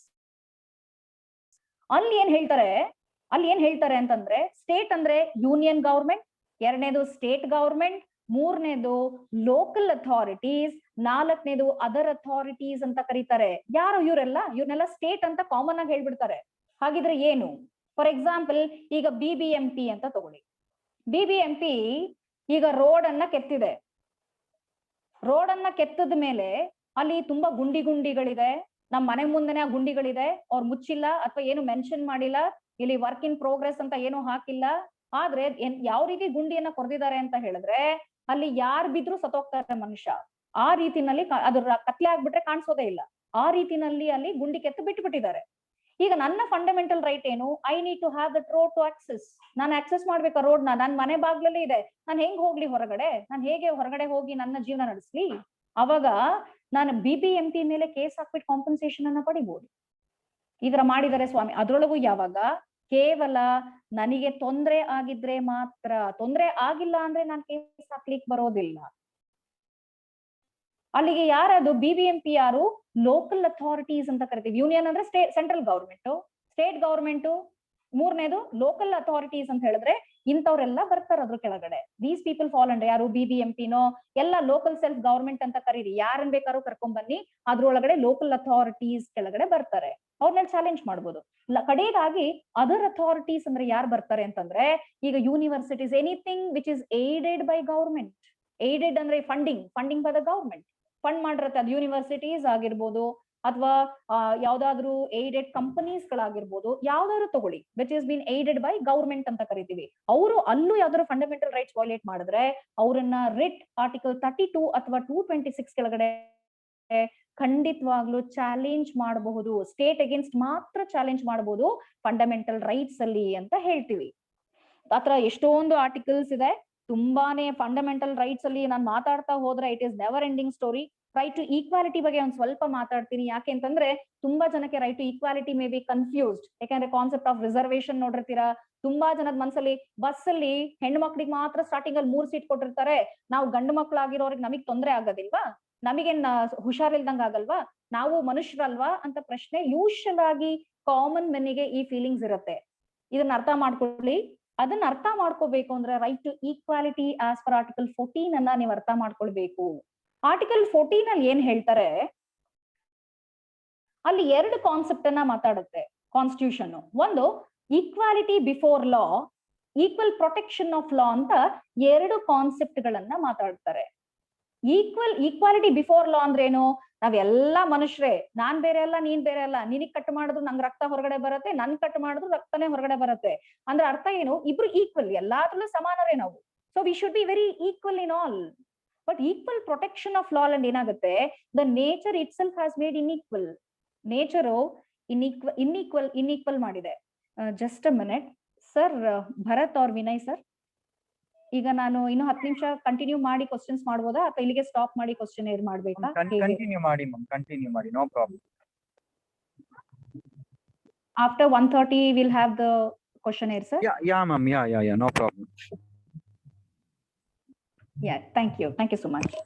So ಇಲ್ಲಿ ನಾವ್ ಏನ್ ರೈಟ್ ಟು ಈಕ್ವಾಲಿಟಿ ಬಗ್ಗೆ ಏನ್ ಮಾತಾಡ್ತಾ ಇದೀವಿ, ಈಕ್ವಲ್ ಪ್ರೊಟೆಕ್ಷನ್ ಆಫ್ ಲಾ ಬಗ್ಗೆ ಮಾತಾಡ್ತಾ ಇದೀವಿ. ಈಕ್ವಲ್ ಪ್ರೊಟೆಕ್ಷನ್ ಆಫ್ ಲಾ ಕೆಳಗಡೆ unequals has to be compensated equally ಅಂತೀವಿ. ಅಂದ್ರೆ ಅರ್ಥ ಏನು? ಈಗ ಒಬ್ಬ ಹ್ಯಾಂಡಿಕ್ಯಾಪ್ ಇದಾರೆ, ಒಬ್ಬ ನಾರ್ಮಲ್ ಪರ್ಸನ್ ಇದಾರೆ, ಇಬ್ರು ರನ್ನಿಂಗ್ ರೇಸಿಗೆ ಒಟ್ಟಿಗೆ ಬಿಡಕ್ ಆಗಲ್ಲ. We know that handicap can not equally compete with the normal person who has legs. Normal ಆಗಿರೋನ ಕೈಲಿ ಹಂಗತ್ರ ಮಾಡಕ್ ಆಗಲ್ಲ. ಒಬ್ಬ ಕುರುಡನ್ನ ನಾರ್ಮಲ್ ಕಣ್ಣು ಇರೋನನ್ನ ಇಬ್ರು ಒಟ್ಟಿಗೆ ರನ್ನಿಂಗ್ ರೇಸಿಗೆ ಬಿಡ್ಲಿಕ್ಕೆ ಸಾಧ್ಯ ಇಲ್ಲ. ಅವ ಕೋರ್ಟ್ ಏನ್ ಹೇಳುತ್ತೆ, ಐ ಮೀನ್ ಕಾನ್ಸ್ಟಿಟ್ಯೂಷನ್ ಏನ್ ಹೇಳುತ್ತೆ, ಈಕ್ವಲ್ ಪ್ರೊಟೆಕ್ಷನ್ ಆಫ್ ಲಾ ಕೆಳಗಡೆ like should be treated alike ಅನ್ನೋ ಕಾನ್ಸೆಪ್ಟ್ ಅನ್ನ ಮಾತಾಡುತ್ತೆ. Like should be treated alike ಅಂದ್ರೆ ಏನು? What is the concept of like should be treated alike? ಸಮಾನರಲ್ಲಿ ಸಮಾನತೆಯನ್ನ ಕಾಣು. ಎಲ್ಲರನ್ನೂ ಒಂದೇ ತರ ನೋಡಕ್ ಆಗಲ್ಲ. ಮನುಷ್ಯ ಅಂತ ಬಂದಾಗ ನಾವೆಲ್ಲ ಒಂದೇ ಅಂತ ಪರಿಗಣಿಸಿದ್ರು ಕೂಡ ಅಲ್ಲಿ ಕೆಲವೊಂದು ಡಿವಿಷನ್ ಗಳನ್ನ ಮಾಡಬಹುದು. ಆ like should be treated alike ಅನ್ನೋ ಕಾನ್ಸೆಪ್ಟ್ ಅಲ್ಲಿ ಕಾನ್ಸೆಪ್ಟ್ ಆಫ್ ರಿಸರ್ವೇಶನ್ಸ್ ಆಗಿರ್ಬೋದು ಅಥವಾ ಡಿಸ್ಕ್ರಿಮಿನೇಷನ್ಸ್ ಮಾಡಬಾರದು ಅನ್ನೋ ಕಾನ್ಸೆಪ್ಟ್ ಅನ್ನ ತಗೊಳ್ಳಿ, ಪ್ರತಿ ಒಂದನ್ನು ಎಕ್ಸ್ಪ್ಲೈನ್ ಮಾಡ್ತಾ ಹೋಗುತ್ತೆ. ಅಲ್ಲಿ n equal protection of law ಕೆಳಗಡೆ ಯಾವ ತರ ಒಂದ್ ಎಕ್ಸಾಂಪಲ್ ಕೊಡ್ಬೇಕು ಅಂತ ಹೇಳಿದ್ರೆ, ಈಗ ನಿಮ್ಮನ್ನೇ ತಗೊಳ್ಳಿ, ನೀವೆಲ್ಲ MBA ಸ್ಟೂಡೆಂಟ್ಸ್ ಅಂತ ಹೇಳಿದ್ರೆ ಫಸ್ಟ್ ಇಯರ್ ಸೆಕೆಂಡ್ ಇಯರ್ ಇರ್ತೀರಾ. First years cannot be allowed to write the second year question paper. Like should be treated alike ಏನು? ಫಸ್ಟ್ ಇಯರ್ಸ್ ಎಲ್ಲ MBA ಸ್ಟೂಡೆಂಟ್ಸ್ಗೂ common question paper first year ಅಲ್ಲಿ ಇರೋ syllabus ಅನ್ನ ಕೊಡ್ಬೋದು ವಿನಃ ಎಲ್ಲಾರು ಈಕ್ವಲ್ ಅಲ್ವಾ, ನಾವೆಲ್ಲಾ ಮನುಷ್ಯರೇ ಅಲ್ವಾ ಅಂತ ಹೇಳ್ಬಿಟ್ಟು first year second year MBA ಅವ್ರು ಎಲ್ಲಾರು ಒಟ್ಟಿಗೆ ಒಂದೇ ಕ್ವಶನ್ ಪೇಪರ್ ಕೊಡ್ಲಿಕ್ಕೆ ಬರೋದಿಲ್ಲ. ಕೊಟ್ರೆ then it becomes discrimination, then it becomes inequals. First year and second year cannot be united together in those question papers cases because syllabus is allotted. First years ಏನ್ ಓದಬೇಕು ಅದ್ರ ಮೇಲೆ ಕ್ವಶನ್ಸ್ ಕೇಳೋದು ಧರ್ಮ. ಆದ್ರೆ ಅಲ್ಲಿ ಯಾವಾಗ ಡಿಸ್ಕ್ರಿಮಿನೇಟ್ ಆಗುತ್ತೆ ಅಂತಂದ್ರೆ ಫಸ್ಟ್ ಇಯರ್ಸ್ ಅಲ್ಲೇ ಅವ್ರಿಗೆ ಒಬ್ಬೊಬ್ರಿಗೆ ಒಂದೊಂದ್ ತರ ಕ್ವಶನ್ ಪೇಪರ್ ಕೊಟ್ರೆ ಡಿಸ್ಕ್ರಿಮಿನೇಟ್ ಆಗುತ್ತೆ. That is discrimination, that is inequal. That falls under equality before law. There inequal cannot be made. But like should be treated alike ಅಲ್ಲಿ ಪ್ರೊಟೆಕ್ಷನ್ಸ್ ಅಂತ ಬಂದಾಗ ಯೂಶಲಿ ನಾವೇನ್ ಅರ್ಥ ಮಾಡ್ಕೊಳ್ಬೇಕು, like should be treated alike. ಒಂದೇ ಸಮಾನರಲ್ಲಿ ಸಮಾನತೆಯನ್ನ ಕಂಡಾಗ ಮಾತ್ರ ಆಗುತ್ತೆ. ಆ ಬೇಸಿಸ್ ಅಲ್ಲಿ ಇಲ್ಲಿ ಹೆಣ್ಣು ಮಕ್ಕಳಿಗೆ ಹಾಗಿದ್ರೆ ಯಾಕೆ, ಈಗ ಬಸ್ಸಿನ ಎಕ್ಸಾಂಪಲ್ ಕೊಟ್ಟೆ ನಾನು, ರಿಸರ್ವೇಶನ್ ಯಾಕೆ ಮಾಡಿದ್ದಾರೆ ಅಂತ. See, there we speak on their women's are socially, educationally backward ಅಂತ ಒಂದು ಕಾಂಟೆಕ್ಸ್ಟ್ ಅನ್ನ ಮಾತಾಡ್ತೀವಿ. So Article 15 speaks about no discriminations can be made on race, caste, creed, sex. ಈ ರೀತಿನಲ್ಲಿ ಒಂದು ಜಾತಿ, ಧರ್ಮ, ಅವರ ಕಲರ್, ಅವರ ಏನೋ ಕೆಲಸ, ಯಾವುದ್ರ ಮೇಲೂ ಅವ್ರನ್ನ ಡಿಸ್ಕ್ರಿಮಿನೇಷನ್ ಮಾಡೋ ಹಾಗಿಲ್ಲ. ಮಾಡಬಾರ್ದು ಅಂದ್ರೂ ಕೂಡ ಇಲ್ಲಿ like should be treated alike ಅಂತ ಹೇಳ್ತಾ ಇದೀವಿ. ಆದ್ರೆ ಒಂದ್ ಕಡೆ ಹೇಳ್ತಾರೆ ಸೋಷಿಯಲಿ, ಎಜುಕೇಶನಲಿ ಬ್ಯಾಕ್ವರ್ಡ್ ಆಗಿದ್ರೆ ಮಾತ್ರ ಅಂತವ್ರನ್ನ ಈಕ್ವಲ್ ಮಾಡೋದಿಕ್ಕೆ. ಮೊದ್ಲಿಂದನೂ ಎಷ್ಟು ಜನ ಹೊಡ್ತಾ ಬಿದ್ದಿದೆ, ಎಷ್ಟು ಜನಕ್ಕೆ ತುಳಿದು ಬಂದಿದ್ದಾರೆ, ಯಾರು ಅಪ್ಪರ್ ಕಾಸ್ಟ್, ಲೋವರ್ ಕಾಸ್ಟ್ ಗಳನ್ನ ಹೇಗೆ ತುಳಿದು ಬಂದಿದ್ದಾರೆ. ಅವ್ರಿಗೆ ಎಜುಕೇಶನ್ ಇಲ್ಲ, ಜೊತೆಗೆ ಸಮಾಜದಲ್ಲಿ ಈಕ್ವಾಲಿಟಿನೂ ಇಲ್ಲ. ಅವ್ರ ಅನ್ಟಚಬಲ್ಸ್ ಫಾಲೋ ಮಾಡಿ ಮಾಡಿ ಈಗ ಅನ್ಟಚಬಲ್ ಅನ್ನೋದನ್ನ ತೆಗೆದು ಹಾಕ್ಬಿಟ್ಟಿದ್ದಾರೆ. ನಾವು as per the Indian constitution, even following untouchability is against to law, against constitution. ಈ ತರದಲ್ಲಿ ರೈಟ್ ಟು ಈಕ್ವಾಲಿಟಿಯನ್ನ ಮೇಂಟೈನ್ ಮಾಡಿಕೊಂಡು ಈ ಕಾನ್ಸೆಪ್ಟ್ ಕಾನ್ಸ್ಟಿಟ್ಯೂಷನ್ ಅಲ್ಲಿ ಹೇಳಿದ್ದಾರೆ. ಏನಾದ್ರೂ ತೊಂದರೆ ಆದ್ರೆ ಏನೇನೆಲ್ಲ ಆರ್ಟಿಕಲ್ಸ್ ಬರುತ್ತೆ, ಆರ್ಟಿಕಲ್ 12 ಇಂದ 35 ಕೆಳಗಡೆ ಏನೇನೆಲ್ಲ ಆರ್ಟಿಕಲ್ಸ್ ಗಳನ್ನ ಮಾತಾಡ್ತೀವಿ, ಇದಿಷ್ಟು ಫಂಡಮೆಂಟಲ್ ರೈಟ್ಸ್ ವಯೋಲೇಷನ್ ಅಂತ ತಗೊಳ್ತೀವಿ. ಇದನ್ನ ಗೌರ್ಮೆಂಟ್ ಅಗೇನ್ಸ್ಟ್ ಚಾಲೆಂಜ್ ಮಾಡ್ಬೋದು. ಗೌರ್ಮೆಂಟ್ ಅಂದ್ರೆ ನಾವಿಲ್ಲಿ ಸ್ಟೇಟ್ ಅನ್ನೋ ಡೆಫಿನೇಷನ್ ಅನ್ನ ಆರ್ಟಿಕಲ್ 12 ಕೆಳಗಡೆ ಮಾತಾಡ್ತೀವಿ. ಅಲ್ಲಿ 4 ಡಿವಿಷನ್ ಕೆಳಗಡೆ ಯಾರು ಏನ್ ಮಾಡಬಹುದು, ಚಾಲೆಂಜ್ ಮಾಡ್ಬೋದು. ಅಲ್ಲಿ ಒಂದ್ ಸಿಂಪಲ್ ಎಕ್ಸಾಂಪಲ್ ಏನು, ಈಗ ಒಂದು ಕಾಲೇಜ್ ಅಂತ ತಗೊಳ್ಳಿ, ಗೌರ್ಮೆಂಟ್ ಏಡೆಡ್ ಕಾಲೇಜ್ ಅಂತ ಇಟ್ಕೊಳ್ಳೋಣ. ಅಲ್ಲಿ ಒಬ್ಬ 99% ತಗೊಂಡಿರೋ ಸ್ಟೂಡೆಂಟ್ ಹಾಕಿರ್ತಾನೆ, ಏನು ಅಡ್ಮಿಷನ್ಗೆ ಹಾಕಿರ್ತಾನೆ. ಬಟ್ ಅವನನ್ನ ಬಿಟ್ಬಿಟ್ಟು 93% ಇರೋರ್ನ ಸೆಲೆಕ್ಟ್ ಮಾಡ್ಕೊಳತ್ತೆ ಆ college. I am not speaking about the reservation categories here. General ಅಂತ ತಗೊಳ್ಳಿ, ಜನರಲ್ ಮೆರಿಟ್ ಅಂತ ತಗೊಳ್ಳಿ. ಆ ಜನರಲ್ ಮೆರಿಟ್ ಸೀಟ್ ಅಲ್ಲಿ 99% ಇರೋರ್ನ ಬಿಟ್ಬಿಟ್ಟು 93% ಇರೋರ್ನ ಆಯ್ಕೆ ಮಾಡ್ಕೊಂಡ್ರೆ ಕಾಲೇಜು 99% ತಗೊಂಡ್ರ ಹುಡುಗ ಅಥವಾ ಹುಡುಗಿ, the candidate can challenge against the college under article 12 through writ. Challenge ಮಾಡ್ಬೋದು, ಇನ್ಈಕ್ವಲ್ ಆಗಿದೆ ಸ್ವಾಮಿ ನೋಡಿ ಅಂತ ಹೇಳಿ ಕೋರ್ಟ್ ಅಲ್ಲಿ ಚಾಲೆಂಜ್ ಮಾಡ್ಬೋದು. ಆರ್ಟಿಕಲ್ 226 ಅಲ್ಲಿ ರಿಟ್ ಅನ್ನ ಹೈಕೋರ್ಟಿಗೆ ಹಾಕ್ಬೋದು, ಚಾಲೆಂಜ್ ಮಾಡ್ಬೋದು ಆ ವ್ಯಕ್ತಿ. ಅದನ್ನೇ ಸುಪ್ರೀಂ ಕೋರ್ಟಿಗೆ ಹಾಕ್ಬೇಕು ಅಂದ್ರೆ ಆರ್ಟಿಕಲ್ 32 ಕೆಳಗಡೆ ಅದೇ ಫಂಡಮೆಂಟಲ್ ರೈಟ್ ಆಗಿದೆ. ಅಲ್ಲಿ ಕೂಡ 5 ರಿಟ್ಗಳಿದೆ. ರಿಟ್ ಆಫ್ ಹೆಬಿಯಸ್ ಕಾರ್ಪಸ್, ಈ ರೀತಿನಲ್ಲಿ 4-5 ಹೆಸರುಗಳು ಹೇಳಿದ್ರೆ ನಿಮ್ಗೆ ಅರ್ಥ ಆಗ್ಲಿಕ್ಕಿಲ್ಲ, ಬಟ್ 5 ರಿಟ್ಸ್ ಗಳಿದೆ. ಇದೆಲ್ಲ ಜುಡಿಷಿಯರಿಗೆ ಅಟ್ಯಾಚ್ ಆಗಿದೆ. ಅಲ್ಲಿ ಅದ್ರ ಮೂಲಕ ಕೇಸನ್ನ ಹಾಕೊಳ್ಬಹುದು. ಆ 5 ರಿಟ್ ಅಲ್ಲಿ ಯಾವ್ದು ವಯೋಲೇಟ್ ಆಗಿದೆ ಅದ್ರ ಮೇಲೆ ಕೇಸನ್ನ ಹಾಕೊಂಡು ನೀವು ನಿಮ್ಮ ಫೇವರ್ ನಲ್ಲಿ ಮಾಡ್ಕೊಳ್ಬಹುದು. ಇದನ್ನ ಫಂಡಮೆಂಟಲ್ ರೈಟ್ಸ್ ಅಂತ ಹೇಳ್ತಾ ಇದೀನಿ. It's running out of time. There are lot many things to speak in constitution. It is not sufficient to cover everything in 1 hour. But hopefully I'm trying to explain ಸ್ವಲ್ಪ awareness, ಸ್ವಲ್ಪನಾದ್ರೂ constitution ಅಂದ್ರೆ ಏನು ಅಂತ ಅರ್ಥ ಆಗ್ಲಿ ಅಂತ ನಾನು ಇಷ್ಟರ ಮಟ್ಟಿಗೆ ಹೇಳಲಿಕ್ಕೆ ಪ್ರಯತ್ನ ಪಟ್ಟಿದ್ದೀನಿ. Hope you people might have understood whatever the intention or the perceptions which I'm trying to give it to you under awareness of my India and our constitution. ಇಲ್ಲಿ ನೆಕ್ಸ್ಟ್ ನಿಮ್ಗೆ ಏನಾದ್ರು ಡೌಟ್ಸ್ ಇದ್ರೆ ಧಾರಾಳವಾಗಿ ಕೇಳ್ಬೋದು. I think Vinay sir or Bharat, you can unmute to the students. Chat badlu you can just allow the students to question me. I can directly answer them. Okay. Yes, students, any questions you can unmute yourself and ask.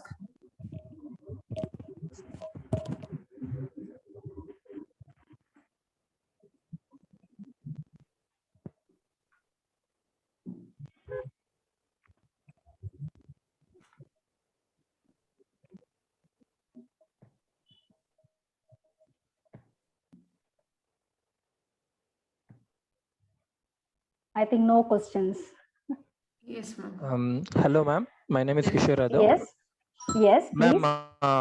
Actually, ನಂಗೆ ಒಂದೇ ಒಂದು doubt ಇದೆ, and ಅದು ಕಾನೂನು ಗೊತ್ತಿರೋರು ನೀವಾಗಿ ಸ್ವಲ್ಪ ಹೇಳ್ಬೋದು ಅನ್ಸುತ್ತೆ. ಫಾರ್ ಎಕ್ಸಾಂಪಲ್, ಇವಾಗ ರೈಟ್ ನಾವು ತುಂಬಾ ಜನ ಹೇಳ್ತಾರೆ ರಿಸರ್ವೇಶನ್ಸ್ ಅಂತ ಇರುತ್ತಲ್ಲ ಮೇಡಮ್ ಪ್ರತಿಯೊಂದ್ರಲ್ಲೂ, ಅದು ಎಷ್ಟರ ಮಟ್ಟಿಗೆ ಅಂದ್ರೆ ಈ ಕರೆಂಟ್ ಈ ಸಿಚುವೇಶನ್ ಕೂಡ ಎಷ್ಟರ ಮಟ್ಟಿಗೆ ಅದು ಅಕ್ಸೆಪ್ಟಬಲ್ ಅಂತ ಹೇಳ್ಬಿಟ್ಟು ನನ್ನ ಕ್ವಶನ್.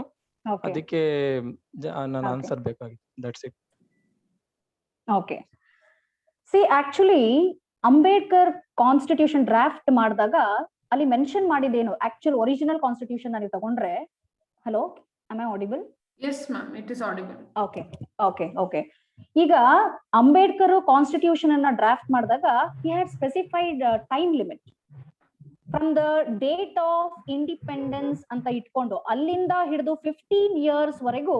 ಯಾಕಂದ್ರೆ ಇದೆಲ್ಲ ಸಡನ್ ಆಗಿ ಜನರೇಷನ್ ಬದಲಾಯಿಸಕ್ ಆಗಲ್ಲ. ಎಷ್ಟೋ ವರ್ಷದಿಂದ ಪ್ರಾಕ್ಟೀಸ್ ಅಲ್ಲಿ ಇಟ್ಕೊಂಡ್ರು ಅನ್ಟಚಬಿಲಿಟಿ ಅಥವಾ ಸೋಷಿಯಲ್ ಇನ್ಜಸ್ಟಿಸ್ ಅನ್ನ ಒಂದೇ ಸತಿ ಹೋಗ್ಲಾಡ್ಸಕ್ ಆಗಲ್ಲ ಅಂತ ಹೇಳಿ 15 years ವರೆಗೂ ಈ ಕಾನ್ಸೆಪ್ಟ್ ಆಫ್ ರಿಸರ್ವೇಶನ್ ಅನ್ನ ಮಾಡಬೇಕು ಅಂತ ಇಟ್ಟಿದ್ರು. ಬಟ್ ರಿಸರ್ವೇಶನ್ ಅಂದ್ರೂ ಕೂಡ ಕ್ರೀಮಿ ಲೇಯರ್ ಅನ್ನೋ ಒಂದು ಕಾನ್ಸೆಪ್ಟ್, ಹಾಲಿನ ಕೆನೆಯ ಸಿದ್ಧಾಂತ ಅಂತ ಕರಿತೀವಿ ಅದನ್ನ. ಅಂದ್ರೆ ಏನು, ಫ್ಯಾಮಿಲಿನಲ್ಲಿ ಯಾರು ಒಬ್ರಿಗೆ ಸೋಷಿಯಲಿ ಎಜುಕೇಶನಲಿ ಬ್ಯಾಕ್ವರ್ಡ್ ಇರಬೇಕು, ಸೋಷಿಯಲಿ ಎಕನಾಮಿಕಲಿ ಬ್ಯಾಕ್ವರ್ಡ್ ಅಲ್ಲ, ಸೋಷಿಯಲಿ ಎಜುಕೇಶನಲಿ ಬ್ಯಾಕ್ವರ್ಡ್ ಇರೋರಿಗೆ ಮಾತ್ರ ರಿಸರ್ವೇಶನ್ಸ್ ಅನ್ನ ಕೊಡ್ಬೇಕು. ಅದನ್ನ ಎಜುಕೇಶನ್ ಕೊಡೋದಲ್ದೆ ಕೆಲಸದಲ್ಲೂ ಅದನ್ನ ಕೊಟ್ಟಾಗ ಎಕನಾಮಿಕಲಿ ಸ್ಟ್ರಾಂಗ್ ಆಗ್ತಾರೆ. ಮನೇಲಿ ಒಬ್ರು ಎಜುಕೇಟೆಡ್ ಆದ್ರೆ ಮಿಕ್ಕೋರ್ಗೂ ಎಲ್ಲ ಎಜುಕೇಶನ್ ಸಿಗಬೇಕು ಅಂತ ಈ ಡಾಕ್ಟ್ರಿನ್ ಆಫ್ ಕ್ರಿಮಿ ಲೇಯರ್, ಐ ಮೀನ್ ಆ ಕಾನ್ಸೆಪ್ಟ್ ಅನ್ನ ತಗೊಂಡ್ ಬಂದ್ರು. ಹಾಲಿನ ಸಿದ್ಧಾಂತ ಅಂತ, ಹಾಲಿನ ಕೆನೆಯ ಸಿದ್ಧಾಂತ ಅಂತ ಕರಿತೀವಿ ಅದನ್ನ. ಎಕ್ಸಾಕ್ಟ್ ಗೆ 15 years ಅಂತ ಹೇಳಿದ್ರು. ಆದ್ರೆ ಮತ್ತೊಂದು ಕ್ಲಾಸ್ ಅನ್ನ ಇಟ್ರು ಕೆಳಗಡೆ, 5 ವರ್ಷ 15 years ಗೆ ಕಂಪ್ಲೀಟ್ ಆಗ್ಲಿಲ್ಲ ಅಂದ್ರೆ ಇನ್ನೂ ಒಂದ್ 5 ವರ್ಷ ಮುಂದ್ ಹಾಕೋಬಹುದು. ಆತರ ಎಲ್ಲಿ ತನಕ ಅಭಿವೃದ್ಧಿ ಆಗ್ಬೇಕು ಅಲ್ಲಿ ತನಕ ಪೊಲಿಟಿಕಲ್ ಪಾರ್ಟೀಸ್ ಯಾರಿದ್ದಾರೆ, ಲೆಜಿಸ್ಲೇಷನ್ಸ್ ಯಾರು ಮಾಡ್ತಾರೆ ಅವರು 5 ವರ್ಷ ಸ್ವಲ್ಪ ವರ್ಷ ಮುಂದೆ ಹಾಕೊಳ್ಬಹುದು ಅಂತ ಹೇಳಿದ್ರು. ಬಟ್ ಎಲ್ಲಿ ತನಕ ಸ್ಟಾಪ್ ಆಗ್ಬೇಕು, ಕಂಪ್ಲೀಟ್ ಆಗಿ ಇರಾಡಿಕೇಟ್ ಮಾಡ್ಬೇಕು, ತೆಗೆದು ಹಾಕ್ಬೇಕು ಅಂತ ಎಲ್ಲೂ ಮೆನ್ಷನ್ ಮಾಡಿಲ್ಲ ಕಾನ್ಸ್ಟಿಟ್ಯೂಷನ್ ಅಲ್ಲಿ. ನಮ್ಮ ಪೊಲಿಟಿಷಿಯನ್ಸ್ ಗಳು ಏನ್ ಮಾಡ್ತಿದ್ದಾರೆ, ಇವತ್ತಿಗೂ ನಾವು ಕಂಪೇರ್ ಮಾಡಿದ್ರೆ ರಿಸರ್ವೇಶನ್ ಅನ್ನೋ ಕಾನ್ಸೆಪ್ಟ್ ಅನ್ನ ಇಟ್ಕೊಂಡ್ರೆ ಇನ್ನೂ ಎಷ್ಟೊಂದು ಸೋಷಿಯಲ್ ಎಜುಕೇಶನ್ ಅಲ್ಲಿ ಬ್ಯಾಕ್ವರ್ಡ್ ಇಂದ ಕಮ್ಯುನಿಟೀಸ್ ಇವತ್ತಿಗೂ ಇದ್ದಾರೆ. ಮೇಲ್ನೋಟಕ್ ನಿಮ್ಗೆ ಏನ್ ಕಾಣಿಸ್ತಿದೆ, ಯಾರು ಆಕ್ಚುಲಿ ಆಗ್ಲೇ ಅದೇ ಫ್ಯಾಮಿಲಿಯ ಅವ್ರು ತಗೊಳ್ತಾ ಇದಾರೆ, ಅದೇ ಇವೆಲ್ಲ ಪೊಲಿಟಿಕಲ್ ಇಶ್ಯೂ ಆಗಿ ಕನ್ವರ್ಟ್ ಆಗ್ಬಿಟ್ಟಿದೆ. ಆದ್ರೆ ಎಲ್ಲೂ ಸ್ಪೆಸಿಫೈ ಮಾಡಿಲ್ಲ ಇವತ್ತಿಗೆ ನಮ್ಗೆ ರಿಸರ್ವೇಶನ್ ಬೇಕು ಬೇಡ ಅನ್ನೋಕ್ಕಿಂತ ಕೆಲವೊಂದು ಇನ್ನೂ ಕ್ಯಾಟಗರೀಸ್ ಇದೆ, ಟ್ರೈಬ್ಸ್ ಗಳು ಇದಾರೆ, ಅವನ್ನೆಲ್ಲ ಅಪ್ಲಿಫ್ಟ್ ಮಾಡಕ್ ಆಗ್ತಾ ಇಲ್ಲ. ಅದಕ್ಕೋಸ್ಕರ ಇನ್ನು ಈ ರಿಸರ್ವೇಶನ್ ಅನ್ನೋ ಕಾನ್ಸೆಪ್ಟ್ ಅನ್ನ ಹಾಗೆ ಇಟ್ಕೊಂಡಿದ್ದಾರೆ. ಬಟ್ ಇವತ್ತಿನ ನಿಜ ಹೇಳ್ಬೇಕು ಅಂದ್ರೆ ಇವತ್ತು ಎಲ್ಲರಿಗೂ ಕಾಮನ್ ಆಗಿ ಸಿಕ್ಕಿದೆ, ಎಲ್ಲರಿಗೂ ಎಜುಕೇಶನ್ ಅವ್ರದೇ ಕ್ರಿಮಿ ಲೇಯರ್ ಅಂತ ತಗೊಂಡ್ರೆ ಆ ಕ್ರಿಮಿ ಲೇಯರ್ ಕಾನ್ಸೆಪ್ಟ್ ಅನ್ನ ಇಟ್ಕೊಂಡ್ರೆ ಇವತ್ತು ಅವಶ್ಯಕತೆ ಇಲ್ಲ, ರಿಸರ್ವೇಶನ್ ಏನ ಅವಶ್ಯಕತೆ ಖಂಡಿತವಾಗ್ಲೂ ಇಲ್ಲ. ಆದ್ರೂ ಈ ಪೊಲಿಟಿಕಲ್ ಪಾರ್ಟೀಸ್ಗಳು ಬೇರೆ ರೀತಿನಲ್ಲಿ ಇಟ್ಕೊಂಡು ಆಟ ಆಡ್ತಾ ಇದ್ದಾರೆ ಅಷ್ಟೇ. Question I think. Sure, ma'am. Thank you, ma'am. Kishore? Yeah, ma'am. Yeah, ma'am. I got it. Yeah. Any other questions, students?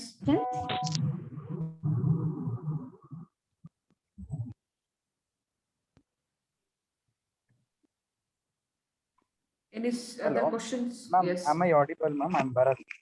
Yes, it is audible. Yes, Bharat. Ma'am, nande one question. Actually, I had got this question from one student in my class. Now, many of them have applied for the scholarship. No problem. Many of the students of Okay. us have applied for the scholarships. But due to this pandemic yes. situations, as there is no fund or there is fund in the government, we are not sure they are not sanctioning it. If at all, if Yes, they are yes. not sanctioning it, can we question the government? Okay.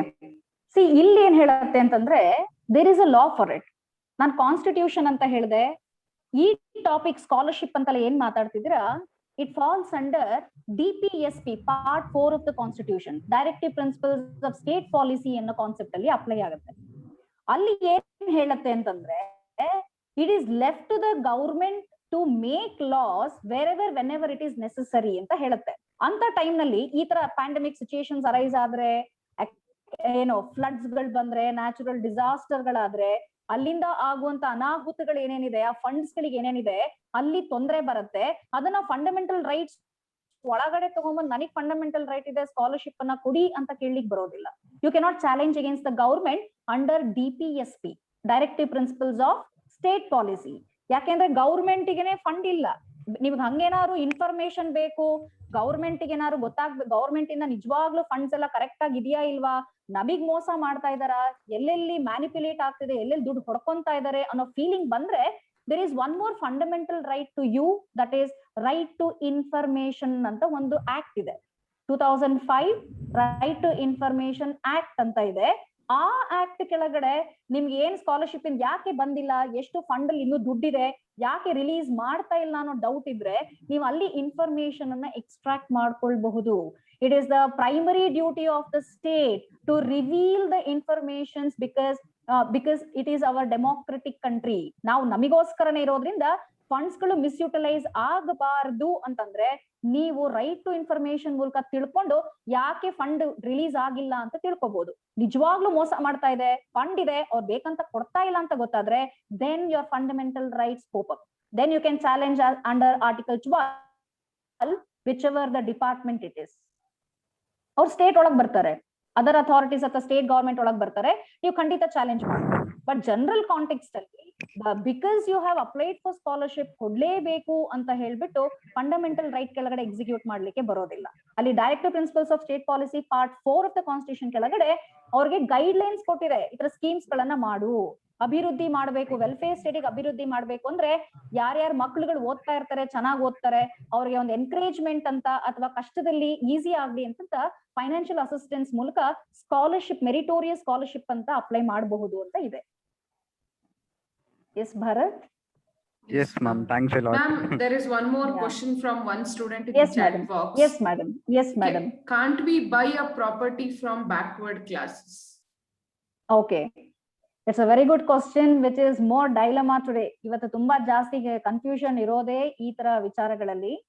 See, there is no law that you cannot at all purchase from SC or STs or backward classes. There is no law. But ಈಗ recent ಆಗಿ ಒಂದು supreme court ಒಂದು decision ಬಂದಿದೆ.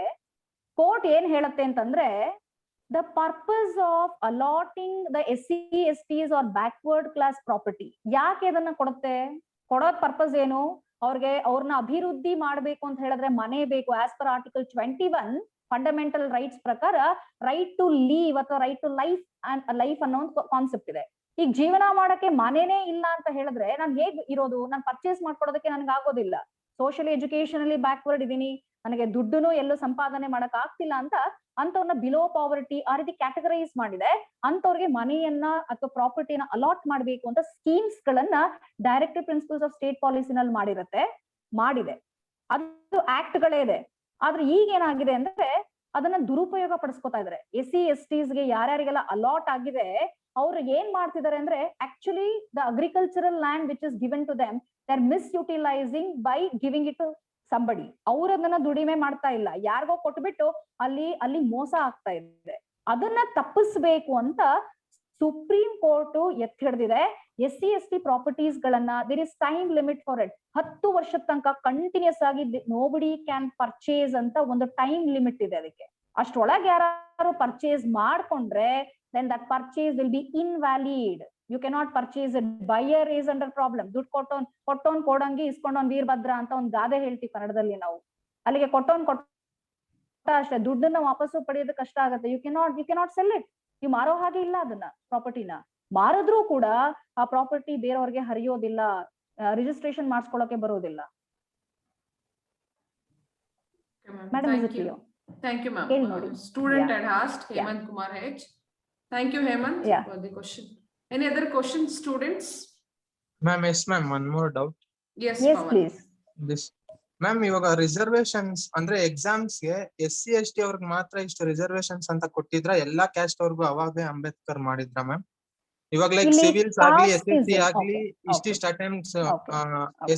SC ST ಅವ್ರಿಗೆ 8 to 10 attempts ಆ ತರ ಇದ್ರೆ, normal Okay. OC OBC ಅವ್ರಿಗೆ 5 attempts 6 attempts ಅಂತ ಇರುತ್ತೆ. ಅದು ಅವಾಗೇ ಮಾಡಿದ್ರ Okay. ಇಲ್ಲ ಆಮೇಲೆ ಪೊಲಿಟಿಷಿಯನ್ಸ್ ಕ್ರಿಯೇಟ್ ಮಾಡಿದ್ದ? ಓಕೆ, ಇಲ್ಲಿ ಅಂಬೇಡ್ಕರ್ ಹೇಳಿರೋದೇನು ಅಂತಂದ್ರೆ ಸೋಷಿಯಲಿ ಎಜುಕೇಶನಲಿ ಬ್ಯಾಕ್ವರ್ಡ್ ಇರೋರ್ನ ಮುಂದೆ ತಗೊಂಡ್ ಬನ್ನಿ ಅಂತ ಹೇಳ್ತಿದ್ದಾರೆ ವಿನಃ ಎಲ್ಲೂ cost SC ST is a cost ಅಂತ ನೋಡೋ ಹಾಗಿಲ್ಲ. ನಾವಿಲ್ಲಿ ಕಾನ್ಸ್ಟಿಟ್ಯೂಷನ್ ಪ್ರಕಾರ ಅಂಬೇಡ್ಕರ್ ಹೇಳಿರೋ ಪ್ರಕಾರ ಎಲ್ಲೂ ನಾವು ಕಾನ್ಸ್ಟಿಟ್ಯೂಷನ್ ಅಲ್ಲಿ ಇನ್ ಕಾಸ್ಟ್, ಯಾಕಂದ್ರೆ we cannot discriminate on cost ಅಂತ ಆರ್ಟಿಕಲ್ 15 ಅಲ್ಲಿ ಕೂಡ ಹೇಳ್ತೀವಿ ನಾವು. ಕಾಸ್ಟ್ ಅಲ್ಲಿ ಡಿಸ್ಕ್ರಿಮಿನೇಟ್ ಮಾಡೋ ಹಾಗಿಲ್ಲ. ಅಲ್ಲಿ SC ST ನಾನು ಅದಕ್ಕೆ ನನಗೆ ಕೊಡುವಂತಿಲ್ಲ. ಬ್ಯಾಕ್ವರ್ಡ್ ಕ್ಲಾಸಸ್ ಅನ್ನೋ ಕಾನ್ಸೆಪ್ಟ್ ನ ತಗೊಳ್ತೀವಿ. ಬ್ಯಾಕ್ವರ್ಡ್ ಕ್ಲಾಸಸ್ ಅಂದ್ರೆ ಏನು, ಸಮಾಜದಲ್ಲಿ ಅವ್ರನ್ನ ಯಾರನ್ನ ಮುಂದ್ ಹೋಗಕ್ಕೆ ಬಿಟ್ಟಿಲ್ಲ. ಟೋಟಲಿ ಈಗ ವೆಲ್ಫೇರ್ ಸ್ಟೇಟ್ ಅನ್ನ ಮಾಡ್ಬೇಕು ಅಂತಂದ್ರೆ ಹಳ್ಳಿಯಿಂದ ಹಿಡಿದು ಪ್ರತಿಯೊಬ್ಬ ಜನರು ಸ್ಟ್ಯಾಂಡ್ ಆಫ್ ಲಿವಿಂಗ್ ಚೆನ್ನಾಗಾದ್ರೆ ಮಾತ್ರ ಒಂದ್ ವೆಲ್ಫೇರ್ ಸ್ಟೇಟಿಗೆ ಹೋಗಬಹುದು ಅನ್ನೋದು ಪ್ರಿಸಂಪ್ಷನ್ ಅಂಬೇಡ್ಕರ್ ಅವ್ರ ವಿಷನ್ ಅದು. ಆದ್ರೆ ಅಲ್ಲಿ ಕೊಟ್ಟಿರೋದನ್ನ ಏನ್ ಹೇಳ್ತಿದಾರೆ, ಅಂಬೇಡ್ಕರ್ ಹೇಳಿರೋದು ಅಷ್ಟೇನೆ. ಆದ್ರೆ ಈ ಲಾ DPSP ಕೆಳಗಡೆ, directive principles of state policy ಕೆಳಗಡೆ ಗೈಡ್ ಲೈನ್ಸ್ ಅನ್ನ ಕೊಡುತ್ತೆ ಗವರ್ಮೆಂಟ್ ಗೆ. ನೀನ್ ಏನೇನ್ ಒಂದು ಅಭಿವೃದ್ಧಿ ಮಾಡ್ಬೇಕು ಅಂದ್ರೆ, ಈಗ ಬ್ಯಾಕ್ವರ್ಡ್ ಕ್ಲಾಸಸ್ ನ ಮುಂದೆ ತರಬೇಕು, ಇವಾಗ ತರಬೇಕು ಅಂದ್ರೆ ಏನೇನ್ ಪಾಲಿಸೀಸ್ ಮಾಡ್ಕೋಬಹುದು, ಆ ಪಾಲಿಸಿನಲ್ಲಿ separate ಮಾಡ್ಕೊಳ್ಳುತ್ತೆ.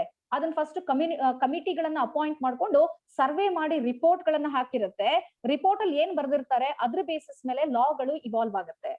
So backward ಕ್ಲಾಸಸ್ಗೆ education separate, ಕೆಲಸದಲ್ಲಿ ಏನಾದ್ರೂ ಕೊಡ್ಬೇಕಾ, ಅಥವಾ ಎಕ್ಸಾಮಿನೇಷನ್ಸ್ ಗಳಲ್ಲಿ ಏನಾದ್ರು ಮಾರ್ಕ್ಸ್ ಅಲ್ಲಿ ಡಿಫ್ರೆನ್ಸಸ್ ಕೊಡ್ಬೇಕಾ, ಆ ಪರ್ಸೆಂಟೇಜ್ ಇಂದ ಏನಾದ್ರು ಮಾಡ್ಬೇಕಾ ಮಾಡಬಾರ್ದ ಅಂತ ಆ ಕಮಿಷನ್ ರಿಪೋರ್ಟ್ಸ್ ಗಳ ಮೇಲೆ ಲಾ ಮಾಡ್ತಾರೆ. ಲಾ ಮಾಡೋದು ಯಾರು? ಲೆಜಿಸ್ಲೇಚರ್ ಮಾಡುತ್ತೆ. ಅಲ್ಲಿ ಫಂಡಮೆಂಟಲ್ ರೈಟ್ ಅನ್ನೋಕ್ಕಿಂತ ಲೀಗಲ್ ರೈಟ್ ಇರುತ್ತಲ್ಲಿ.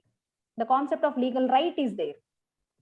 ಆದ್ರೆ ಫಂಡಮೆಂಟಲ್ ರೈಟ್ ಅಂತ ಮಾಡ್ಬೇಕು ಅಂದ್ರೆ ಗೌರ್ಮೆಂಟ್ ಕಾಲೇಜಸ್ ಅಥವಾ ಗೌರ್ಮೆಂಟ್ ಯೂನಿವರ್ಸಿಟೀಸ್ ಅಂತ ಕಡೆ ಕೊಟ್ಟಿಲ್ಲ ಅಂದ್ರೆ ಮಾತ್ರ ನೀವು ಚಾಲೆಂಜ್ ಮಾಡ್ಬೋದು. Not in every instance it's applied. Category schedules ಗಳನ್ನ ಮಾಡಿದ್ದಾರೆ, ಯಾರ್ಯಾರಿಗೆ ಅಪ್ಲೈ ಮಾಡ್ಬೇಕು, ಯಾರ್ಯಾರಿಗೆ ಅಪ್ಲೈ ಮಾಡಲ್ಲ, ಯಾವ್ದ್ರಲ್ಲಿ ಮಾಡ್ಬೋದು, ಯಾವ್ದ್ರಲ್ಲಿ ಮಾಡಲ್ಲ. ಅದು ಎಜುಕೇಶನ್ ಆಗಿರ್ಬೋದು, ನೀವ್ ಎಂಪ್ಲಾಯ್ಮೆಂಟ್ ಅಲ್ಲಿ ಆಗಿರ್ಬೋದು, ಯಾವ್ದ್ರಲ್ಲಿ ತಗೊಂಡ್ರು ಕೂಡ ಈ ಕಾನ್ಸೆಪ್ಟ್ ಬ್ಯಾಕ್ವರ್ಡ್ ಕ್ಲಾಸಸ್ಗೆ ಮುಂದೆ ಬರೋದಕ್ಕೆ ಈ ರಿಸರ್ವೇಶನ್ ಬೇಕು ಅಂತ ಮಾಡ್ಕೊಂಡಿದ್ದಾರೆ. Otherwise, Ambedkar specifically nowhere he has mentioned about all this. He just said promote backward classes who are socially, educationally backward. ನೀವು ಬರೀ SC ST ಅನ್ನೋದು ಜಾತಿ, ಆ ಜಾತಿ ಮೇಲೆ ಮಾಡಿದರೆ ಅನ್ನೋ ರಾಂಗ್ ಪ್ರಿಸಂಪ್ಷನ್ ಇಟ್ಕೋಬಾರದು. It is socially educationally backward. May be tribes ಆಗಿರ್ಬೋದು, ಯಾವುದೇ ಕಮ್ಯುನಿಟಿ ಆಗಿರ್ಬೋದು, ಅಲ್ಲಿ ಮೈನಾರಿಟಿ ಅನ್ನೋ ಕಾನ್ಸೆಪ್ಟ್ ಮಾತಾಡ್ತೀವಿ, ಆಮೇಲೆ ವುಮೆನ್ಸ್ ಬಗ್ಗೆ ಮಾತಾಡ್ತೀವಿ, ಚಿಲ್ಡ್ರನ್ ಬಗ್ಗೆ ಮಾತಾಡ್ತೀವಿ. All these fall under backward classes only. ಇವರೆಲ್ಲಾರನ್ನೂ ಅಪ್ಲಿಫ್ಟ್ ಮಾಡಿ ಅಂತ ಹೇಳ್ತಾರೆ ಅಂಬೇಡ್ಕರ್. ಆದ್ರೆ ಸೋಷಿಯಲಿ ಎಜುಕೇಶನಲಿ ಬ್ಯಾಕ್ವರ್ಡ್ ಆಗಿರ್ಬೇಕು ಅವರು. ಸೋಷಿಯಲಿ ಎಕನಾಮಿಕಲಿ ಬ್ಯಾಕ್ವರ್ಡ್ ಆಗೋದಲ್ಲ. ಸೋಷಿಯಲಿ ಅಂದ್ರೆ ಅವ್ರನ್ನ ತುಂಬಾ ತುಳಿದಿದೆ ಸಮಾಜ, ಯಾವ್ದ್ರಲ್ಲೂ ಉದ್ಧಾರ ಆಗಕ್ ಬಿಡ್ತಾ ಇಲ್ಲ. ಎಜುಕೇಶನ್ ಇಲ್ಲ ಫ್ಯಾಮಿಲಿಗೆ. ಆ ಮಕ್ಕಳೆಲ್ಲ ಬರೀ ಸ್ಲೇವ್ ರೀತಿನಲ್ಲಿ ಬಾಂಡೆಡ್ ಲೇಬರರ್ಸ್ ಆಗಿ ವರ್ಕ್ ಮಾಡ್ತಾ ಇದ್ರು ಮೊದ್ಲೆಲ್ಲ. ಅದನ್ನೆಲ್ಲ ನಿರ್ಮೂಲನ ಮಾಡ್ಬೇಕು ಅಂತಾನೆ ಇಷ್ಟೊಂದೆಲ್ಲ ಪೊಲಿಟಿಷಿಯನ್ಸ್ ಗಳು ಇದ್ರ ಮೇಲೆ ಜಾಸ್ತಿ ಲಾಗಳನ್ನ, ರಿಸರ್ವೇಶನ್ ಅನ್ನೋ ಕಾನ್ಸೆಪ್ಟ್ ಅಲ್ಲಿ ತಗೊಂಡ್ ಬಂದಿದ್ದಾರೆ. Is the doubt clarified? Yes ma'am. Okay ma'am, thank you. Yeah. Any other doubts, students?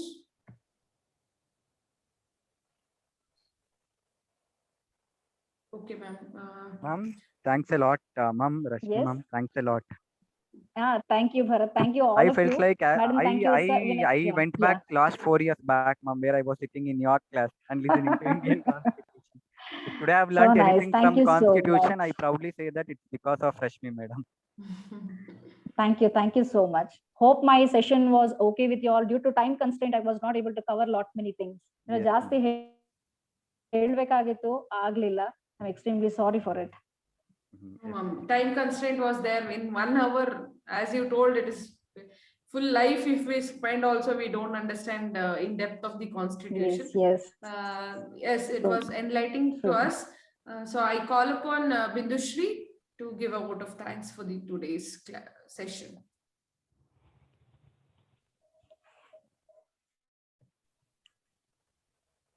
Yes, ma'am. I'm Bindushri. For today's speaker of the day, Dr. Rashmi B. Ma'am. Thank you, ma'am, for enlightening us with the knowledge about awareness of Indian Constitution, articles, how it is important for individual citizens, rights of citizens, how law is formed, vision of Ambedkar, welfare state, unity of society, leadership concept, mode of acquiring citizenship, right to equality and information, and